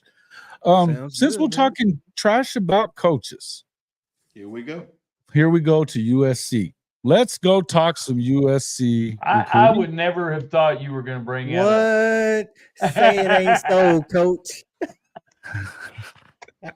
Well, you were just licking your chops about this one, boy. Like, oh yeah, fellas, it's been a freaking free fall for old Lincoln Riley, and as far as his reputation is concerned, and I'm here for it. I got to tell you, I'm here for it. I got told I was crazy for knowing what was up for a long time, and look, man, I had them going 8-4. They did me one better and went 7-5, and they are just hemorrhaging players into the portal, and flips are happening quite a bit as well, man. So what are your guys' thoughts about that? You know what? I'll just go ahead and start with you, Mo. You were talking a little bit about Coach Prime. What are your thoughts about Lincoln Riley at this point? I think it's a similar situation, man. I think pride comes before the fall, man. I think that Lincoln Riley built himself a persona at OU and thought that he could take that same persona to USC, which is a bigger market, bigger opportunity to get players. But I mean, when you look at what happened last season, they lost big game after big game, and then it all ended with Caleb Williams jumping into the stands, crying his eyes out because he didn't perform. Just to look at where USC is, man, 20 overall rank in the nation as far as their overall, and then composite rank of 18. You would think that they would be able to pull in a few 5 stars. I mean, traditionally, USC is pulling in at least 1 or 2 5 stars annually, but it's just a class full of 4 stars, man. And I mean, I think that it's a similar situation with Prime, man. I think the pride coming before the fall with Lincoln Riley, man, and I think he's about to fall. Yeah, I agree with Mo, man, and I mean, I think some of that luster is kind of falling off the the old golden parachute type deal. You got he had the Heisman winners, and he takes Caleb with him, and then everybody watches it, and now you got Malachi Nelson, another 5-star, just leaving a guy that is known as the quarterback whisperer, so to say. He came in last year and had the 8th ranked composite class, and this year he's got the 18th. Like Mo said, with no 5 stars. Like, this is USC we talking about, dog. Like, if nothing else, you get a 5-star or 2 from the state of California just based off of the colors alone. You know, so the USC brand is huge. Yeah, and I'll say the same thing, like you said, like Mo said, it's kind of the same situation. I don't know if he's as good a CEO as Prime, but they got the same issue. They got some guys up under them that just can't coach. And at the end of the day, that falls on them. He replaced finally, after years and years, finally replaced Grinch. We'll see what the new guy got. But as soon as he replaced Grinch, he lost one of his best recruiters, if not his best recruiter, in the DB coach that just went to Georgia. That's right. So, and then you lost Damani Jackson into the portal, a former 5-star DB. You losing recruiting battles. I don't know, man. Maybe it ain't always I don't know. Maybe it never rains in Southern California is what Tony said. But yeah, and then it looks like it's raining. He has 1 4-star, and that's not a composite. He has nothing but 3 stars coming in. So that's a puzzling situation at USC, man, especially with them coming into the Big Ten. It's not going to be rainbows and sunshine in that Big Ten either, man. That's going to be a tough conference. And I don't know if Lincoln Riley is going to have what it takes to last. Well, and here's the thing and Coach, I want to pass this to you because we've talked about this a bunch over the course of this year, is that when Mike Leach passed away this past year, where was it? All his mentors are now gone, right? Because you're not going to be able to lean on Bob Stoops because of the way that you left Oklahoma, and then you're not going to be able, and now Mike Stoops, and look, as much as, is now with Mike Leach being gone, who you got left? Ruffin McNeil? And I mean, Ruffin wasn't really a head coach for very long and successful enough to tell you how to navigate those waters at a true blue blood, expectations high place like USC. It's not conference championships aren't enough. You got to beat Notre Dame almost every year. You've got to, and you need to be playing for national championships if you're at USC, or it's not going to cut it very long. It's the same thing in Oklahoma. It's the same thing in places like Alabama and Texas. They don't mess around with stuff like that at places like this. My feeling is that he don't know what to do. And every time you turn around, okay, he gets rid of Grinch, but he hasn't gotten rid of Benny Wiley, who in Oklahoma we lovingly call Tybo Benny or the yoga instructor. One of the two. They got smaller last year. They were less strong. I was hoping USCJ was going to come in here and to talk about some of this. I have a feeling I understand why. But because he knows, and I like USCJ, man. I think he'll tell it like it is. He will tell it like it is when it comes to USC. But I tell you, I don't think that he has an idea of what he's doing, Coach. I think that he's struggling to find his footing, and then he gets in his own damn way by refusing to give Jim Leonard carte blanche to hire whoever the hell you want. Well, he better find some footing fast, because like Mo said, that schedule in the Big Ten, he starts out with LSU in Vegas. He also plays at Michigan. He plays at Washington. He plays at UCLA. He plays Notre Dame at home. He plays Penn State at home. He plays Wisconsin at home. Like, bro, it doesn't. I mean, you got Utah State and Maryland and Rutgers, but outside of that, if Matt Rule is who we think he is, that game ain't gonna be no gimme. So schedule, this schedule, it ain't Florida, but it's peeking around the corner at Florida's hard schedule. You know what I'm saying? Yeah. So they got a couple of breaks in there, but honestly, if he don't get it together and they play like they played this year, where they're all offense, no defense, I mean, it could be another 7-5. And like you said, I don't see USC get worse. The Trojans going for, I think he's going to get a pass. A lot of these teams that's moving conferences, they get passes for the first year. Not passes like you can only win 5 games, but passes like 7-5, 8-4 type deal. But 2 years of that, USC's they're not going for that. That's what I was about to say, man. A 7-5 is not going to become the norm at USC. So we'll see how it turns out, man. But guys, I think we all know. I think we can all grab a bag of popcorn and we kind of all know where this movie's headed, and it's not good. Yeah, and the recruiting 18. Listen, when you're not winning, you got to be recruiting. You got to show us something that we're investing. You're screwed all the way. That's the great equalizer, man. And especially if you're losing. There's different goals for different schools, and USC is one of those schools where you top 15. If not, that's a decent schedule, but you're looking to be top 10. So if you can't promise me a top 15 to top 10 class, and you can't promise me 9 wins, that house gonna get sold, or the plane gonna get taken back, or something, bro. Coach, South Carolina doesn't have the same expectations as we do at Georgia or Oklahoma or something like that. USC does. Yeah. No, they do. Yeah, that's what I'm saying, man. Guys, do you think he maybe waits around here a little bit and maybe would even consider going to the NFL as a quarterback's coach? Listen, I'm gonna be honest. That'll be his only out. For performance purposes only. I told Jason this a couple weeks ago. I think he is an OC at best. I think he's an OC. Yeah. And I think if he went to the NFL as an OC or quarterback's coach, performance-wise, I think he'd do great.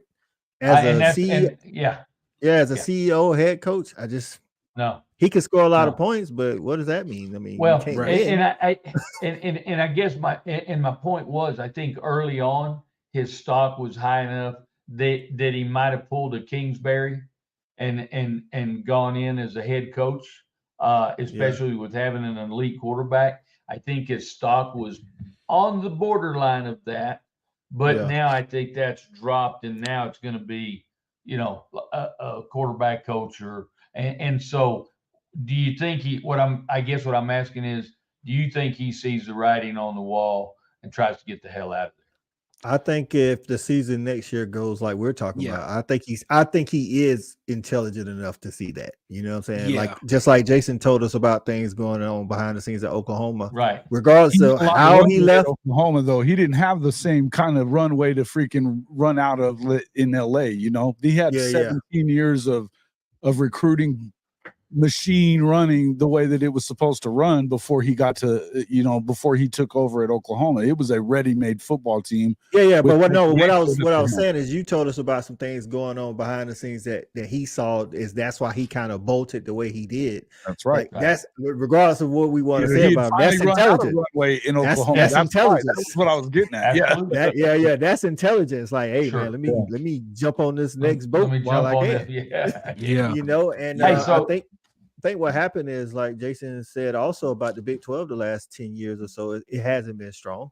And he benefited from a weak conference and a really elite offense. But then he went to a conference that also had elite offenses, and played some semblance of defense. Now he's going to a conference that plays physical in the trenches football. Yeah. And he doesn't recruit to physical in the trenches football. So it's you know what, man? I was having this conversation on our show yesterday, man, on the SEC Weekly. The thing about the Big Ten and teams like Wisconsin, man, they always have giants in the trenches, but they don't ever have skill position players. Now, USC is the complete opposite. They have a bunch of skill players, but nothing in the trenches, just like you, Colorado. Man, it's gonna be interesting, man. But I'm gonna tell you, man, and me and Jason was talking about this also for the other night. I think we was doing it on the schedule. We was talking about when you go to a conference that plays physical football, and Sharp was on the call. Like when you go to a conference that plays physical football, you can do with a mediocre wide receiver. You can do with a mediocre running back. You might be able to get away with an average quarterback, but what you can't get away with is average trench play. I don't care what your outsides look like. And then you be wondering why Wisconsin is beating them 35-17 because they just can't handle the trenches, So absolutely. I mean, think about how again, I thought Colorado's offense was definitely one of the better ones, especially at the beginning of the season. But look how when Nebraska came in, it was a physical game in the first half, and Nebraska was trash, but they had enough offense to win. But if you have to do that week in, week out, and USC is not equipped to do that week in, week out, even against like Minnesota, they got to go to Minnesota. You know how physical those dudes play? And they're not even a great team. But you play Wisconsin, you play at Michigan, you play Wisconsin, and you play at Minnesota and Penn State. Back to back to back with no bye. Like you talking about trenches. Like, don't be surprised if you say, hey man, we down 2 offensive linemen, we got a couple of D linemen out. Like I'm telling you, that's just the way it is. Yeah. You ain't told no lie. Hey, you're talking about Kalen DeBoer only getting started. Hey, imagine that. They could have had Kalen DeBoer at USC. He wasn't the pretty eye candy. Like you said, he had that runway. He had these elite offenses. He had, back-to-back Heisman guys, another guy that finished in the top, 3 for the Heisman, sending guys first picks in the NFL draft. He was the eye candy. You know what I'm saying? But he never really had to develop anybody but Caleb Williams because he was getting transfer guys every year, right? Yep. Right. Baker was a transfer guy. Point. Kyler was a transfer guy. The only guys that he brought in himself and they had any kind of success was Spencer Rattler, which was limited, and then Caleb Williams, which also was limited. Even though he won the Heisman Trophy, I think that most people would tell you that he regrets this year. I mean, the guy was running around for his life, and I don't even know. I was just about to say that. You are that good, you would be. Hey, let's give Caleb some easy throws where you hit that third step and the ball's coming out. We're not running around in the backfield trying to hit nothing but deep balls. But you didn't see that. right? Yeah, and I think It never you're really right. helped him out. I think the And he regression got one of the was. best running backs, and they never used him either, which was I think weird. what some of the regression was offensive line and play calling. You know what I'm saying? It's like Yeah. they had talent on the outside. They had, like you said, Marshawn Lloyd, who was healthy for the first time in his college career and literally averaging 8 to 9 yards a carry, not just breaking off 60-yard runs to build up the average. But they wouldn't give him the ball when they were up, 2 or 3 touchdowns. And then, they didn't have – it seemed like Caleb had to hold the ball too long, knowing they couldn't block for him like they needed to. Like the dude's always picking himself up off the ground, and that leads to regression. I mean, look at some of those Florida State quarterbacks in these past couple of years. Not Jordan Travis, but I mean the guy before him, the little skinny guy. I forget what his name is. He was actually a pretty decent guy, man, and they couldn't block for the guy. So then he ends up not looking good because DJ at Clemson, his first year starting, they couldn't block for DJ. Like, he was getting sacked every year, but you put him behind a line who can actually block and put him in the right system, call the right plays, and you help a guy out. So I think Lincoln's got a lot to correct going into the Big Ten, man. A lot to correct. And that brings me to a point here or a question for you guys. As y'all well know, we our defense or our offense coordinator is going to Troy as the head coach. That leaves our vacancy for an offense coordinator. Give me some thoughts from you guys on some people you think that Marcus ought to go after. I think I like Georgia's Brennan wide Marion. receiver. Yeah, I like Georgia's wide receiver coach. Okay. I'm high on Brennan Marion, bro. Dude, Marion's a that go-go offense. Man. Yeah, that go-go offense, just the pedigree he comes from, man. You ever heard the term got it out the mud? Brennan Marion got it out the mud, sir. I think that his approach to the game is because he went without, and even the JUCO team that he was on, they didn't even have a head coach, so he had to take over and organize practices and all types of stuff for that team, and that's actually how he started coaching. But I think that the variation of the go-go offense and the marriage that he's made with the triple option is going to, I won't necessarily say revolutionize the game, but it's definitely going to add an interesting wrinkle moving forward as that offense gains steam. Yeah, and I think because you're Notre Dame, you could actually go to some P5s and take their OC. I think not good teams, but good offenses, Maryland and Rutgers. Either one of those OCs, especially Rutgers, I think their OC is really good. He just don't have the talent, so he can't put together back-to-back years of really good offense. But I think he's shown what he can do. But Brian McClendon, I don't want to lose him as a wide receiver coach, but he's bound to be somebody's OC soon. He was the passing game coordinator when Cristobal was at Oregon. I know people like to point at his time in South Carolina, but under Muschamp, I'm telling you, as a Georgia guy, Muschamp's kind of like he's that defensive guy that's going to kind of put a clamp on his offense, because if you play complementary football, sometimes you can like, we're not going for it, or let's just run the ball here so we don't turn it over because you want your defense to be in a better position type of deal. But I think he's an up and comer. So I think you guys, I think Freeman's a good, I think he's like a guy you want to work for. He seems like a likable dude, Well, and he does. He does seem that way. Like I know one of the guys that supposedly, is coming out of there that Marcus is reaching out to is the OC at LSU, Mike Denbrock. Yeah. I don't know that we could get him. I mean, he's been at Notre Dame before. And is originally from that area. And he's a guy that's been around a long time. And so, but I know his pay is, and here's the thing, and you guys know this, last time we didn't pay the money to hire somebody. I don't think they can afford to do that again. Literally, they're going to have to pay some money to go get somebody. They are. So you're saying they don't have that Texas A&M oil money, huh? They do. Oh, they got got more than they I was got about to say more than A&M. they're just choosing not to spend it, is what Coach is saying. So, Jason, okay, go ahead, Coach.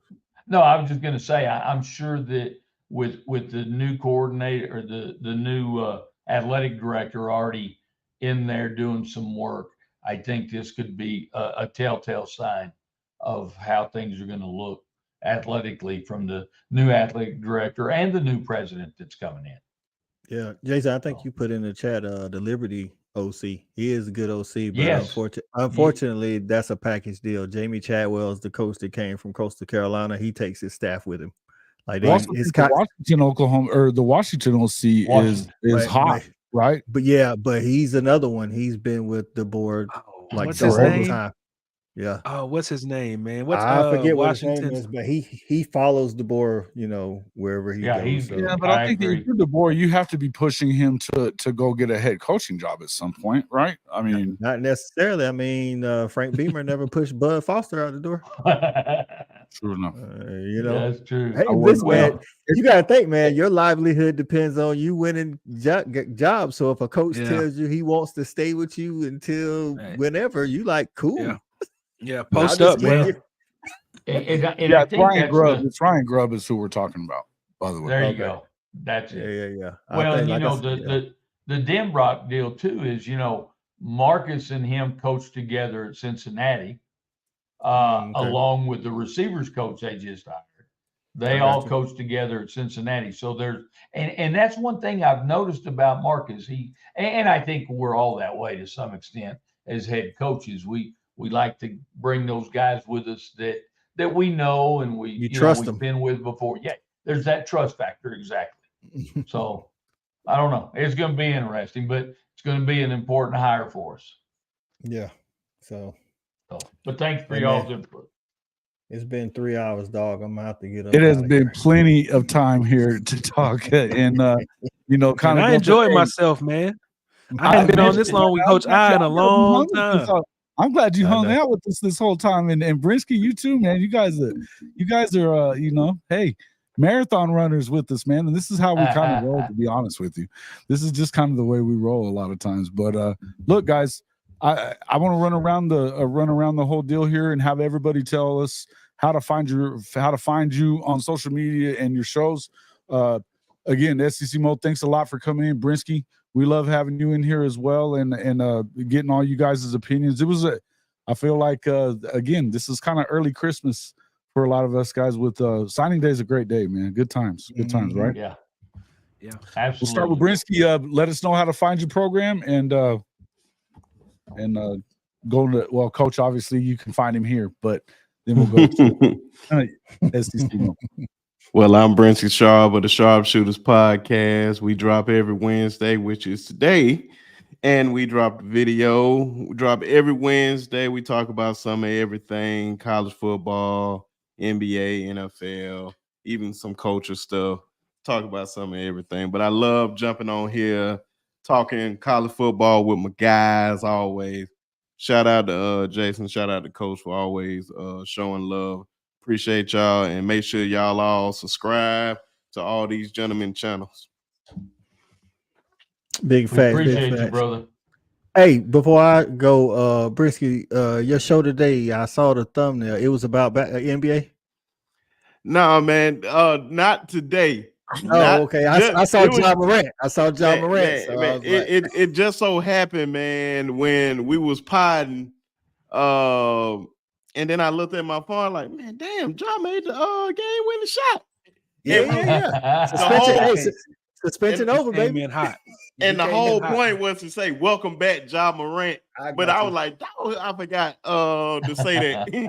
So that was just like a little welcome back. Well, every other Wednesday, you know where to find me every week on the Fan Addict. Jason's over there pretty much weekly, and I'm over here weekly. But the Fan Addict on YouTube, Facebook, IG, Twitter, X, whatever we're calling it, all of that. But I was gonna say that, Brinsky, because on Wednesdays, every other Wednesday, I do an NBA show, and I saw Ja Morant. I was like, man, I'm gonna have to talk to my boy Brinsky about some NBA, man. So checking buckets, that's right, checking buckets. We talk all basketball on Wednesday. I would definitely come on that. Yeah. So, but y'all know where to find me, man. So I appreciate Jason for me and him co-hosting this thing tonight, man. I feel like it's a good show, man. Good guests, good audience.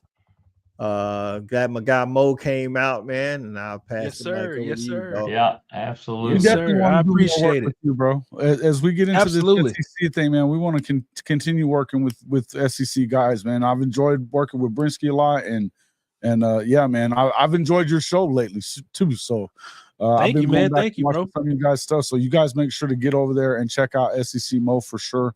You Yeah, can you can. Hey guys, we are really, really close to 3,000 subs on this channel. I need 2 subs, people. 2 of y'all in this chat right now. Karen, Terry, go I don't- sub. I don't know Dog. how many subs you need before you hit 3,000. I need 78 the last time And I I need checked. 2 to 2,000. I need 2 for 2,000. 2 for 2,000 for Coach I. So let's say, Man. guys, if you guys aren't already Let's get subscribed it. to Coach I's and you've been in here, get in there and take care of that, guys. Please Absolutely. share us Absolutely. again. Share us again. Keep us there. You know, we would love to get to that 3,000 spot by Christmas, which is only a few days away. So that would be a great Christmas gift for us.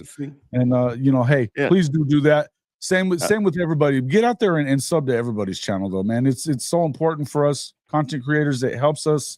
If you just hit the like button is the biggest thing. You know, so you know, Coach I was also streaming this on his channel. Jump over there, make sure you hit the like there as well. You know, and sub if you're not already there, guys. Same thing with SEC Mo and with the Sharp Shooter podcast, man. It's Absolutely. Let's get Sharp to 1,000, baby.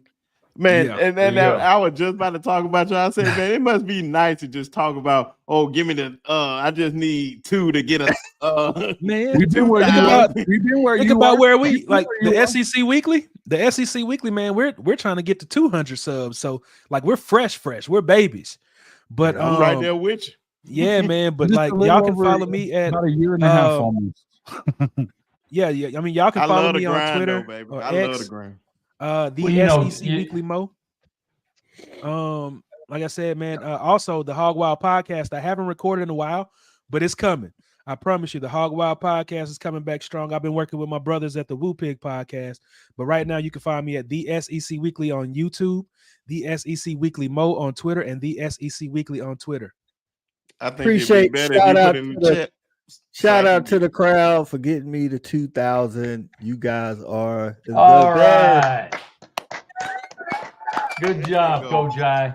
There you you know go. what, Jason? I remember exactly the time we hit our 2,000. You remember? I do. We were at the Big 12 It was media during the days, show, actually. and we Yeah. were in the swimming pool at the hotel when we hit 2,000. Yeah, that's right. That was good times, man. We had a good time at Big 12 Media Days. We are going to be meeting up. We're trying to get out to Dallas for SEC Media Days this year. It's in Dallas? In Dallas. They moved it from Bama, dog. Yeah. I like I'm that. excited about that. I'll host. Yeah, but we're all trying to of do y'all. we're trying to, me and Jason trying to get together a content creator meetup for during the time. You know, it's always Monday through Friday, but you know, maybe we'll do something like, you know, if you can't come in, but you know, Tuesday, Wednesday, whatever it is for your team or whatever. But just trying to do that and maybe go live. And I mean, who knows? I mean, all they can do is tell us no, but try to get some credentials. You know what I'm saying? Right. Hold on. Congratulations on that 2,000. Appreciate you, man. I just need 70 to get 300. So let's get it there. Well, That's work right. on it, Let's brother. get it. Let's work get on it it. there. That first 1,000 or even the first 500 is really seems I'm gonna like keep it it takes forever. And it Listen, every time you hit a milestone, it goes a little faster, guys. And Yeah, I'm gonna tell y'all for real. When I started in 2021, it wasn't like now where they give you an @ symbol, like a @ name or whatever. You had to actually have 100 subs to change your name from these 16 character alphanumeric whatever. Oh, wow. So when I hit 100, listen, when I hit 100, I called my wife at work. I was like, I hit 100, I can change my name. Yep, Hall of Fame Mafia is always there to help out. Hey, man, this is the beauty of our show is that we have great guests all the time. I mean, we enjoy doing it. Coach and I have that's been our thing is that we want to have amazing creators, amazing guests on at all times because we just like to talk ball. And so the Mafia loves it, man. They enjoy our the way that we do things here. And so I'm excited, man, about what's going to happen moving forward. But thanks a lot, everybody, for coming in here again. Yeah, so I guess let's see. Anybody else need to we're gonna head on out of here for now. I'm gonna probably jump back on for another live here in a few minutes, but I don't want to make it part of the recruiting deal. But we do need to talk a little bit about the Caden Green stuff. But so come back and check me out here in a few minutes. And you might want to let it go to 3 hours exactly. Yeah, it's going to be a minute. I know what I was thinking you were doing. I say, man, you may go there. I got some shit to say, but yeah. But just make sure y'all let me know whenever y'all want me to come and join, man. I'll definitely do my best. Absolutely, sure. In fact, and I'm under the weather too, so we'll start popping the links into. We'll get you in our group chat that we have on Twitter. That way, you just know whenever we're going, and you can pop in whenever you want. That works. So, that works. Good stuff, man. Thanks a lot, guys. Thank you for everybody, all you guys that are in the chat. Thanks for coming in and sticking with us for all this amount of time. We appreciate that. And I don't know where these balloons just came from, but thank you. I will see everybody here in just a few minutes, but I do want to wish a Merry Christmas to everybody and tell everybody thank you for the amazing year that we have had as a show. And we'll definitely see you guys on the next one. That's right. Happy holidays, Merry Christmas, Happy Diwali to my girl Hina, our own campus correspondent for Respect the Headies. Hey, Merry New Year. Merry New Year. Merry New Year. Good stuff. All right, have a good one, fellas. All right. Later, guys.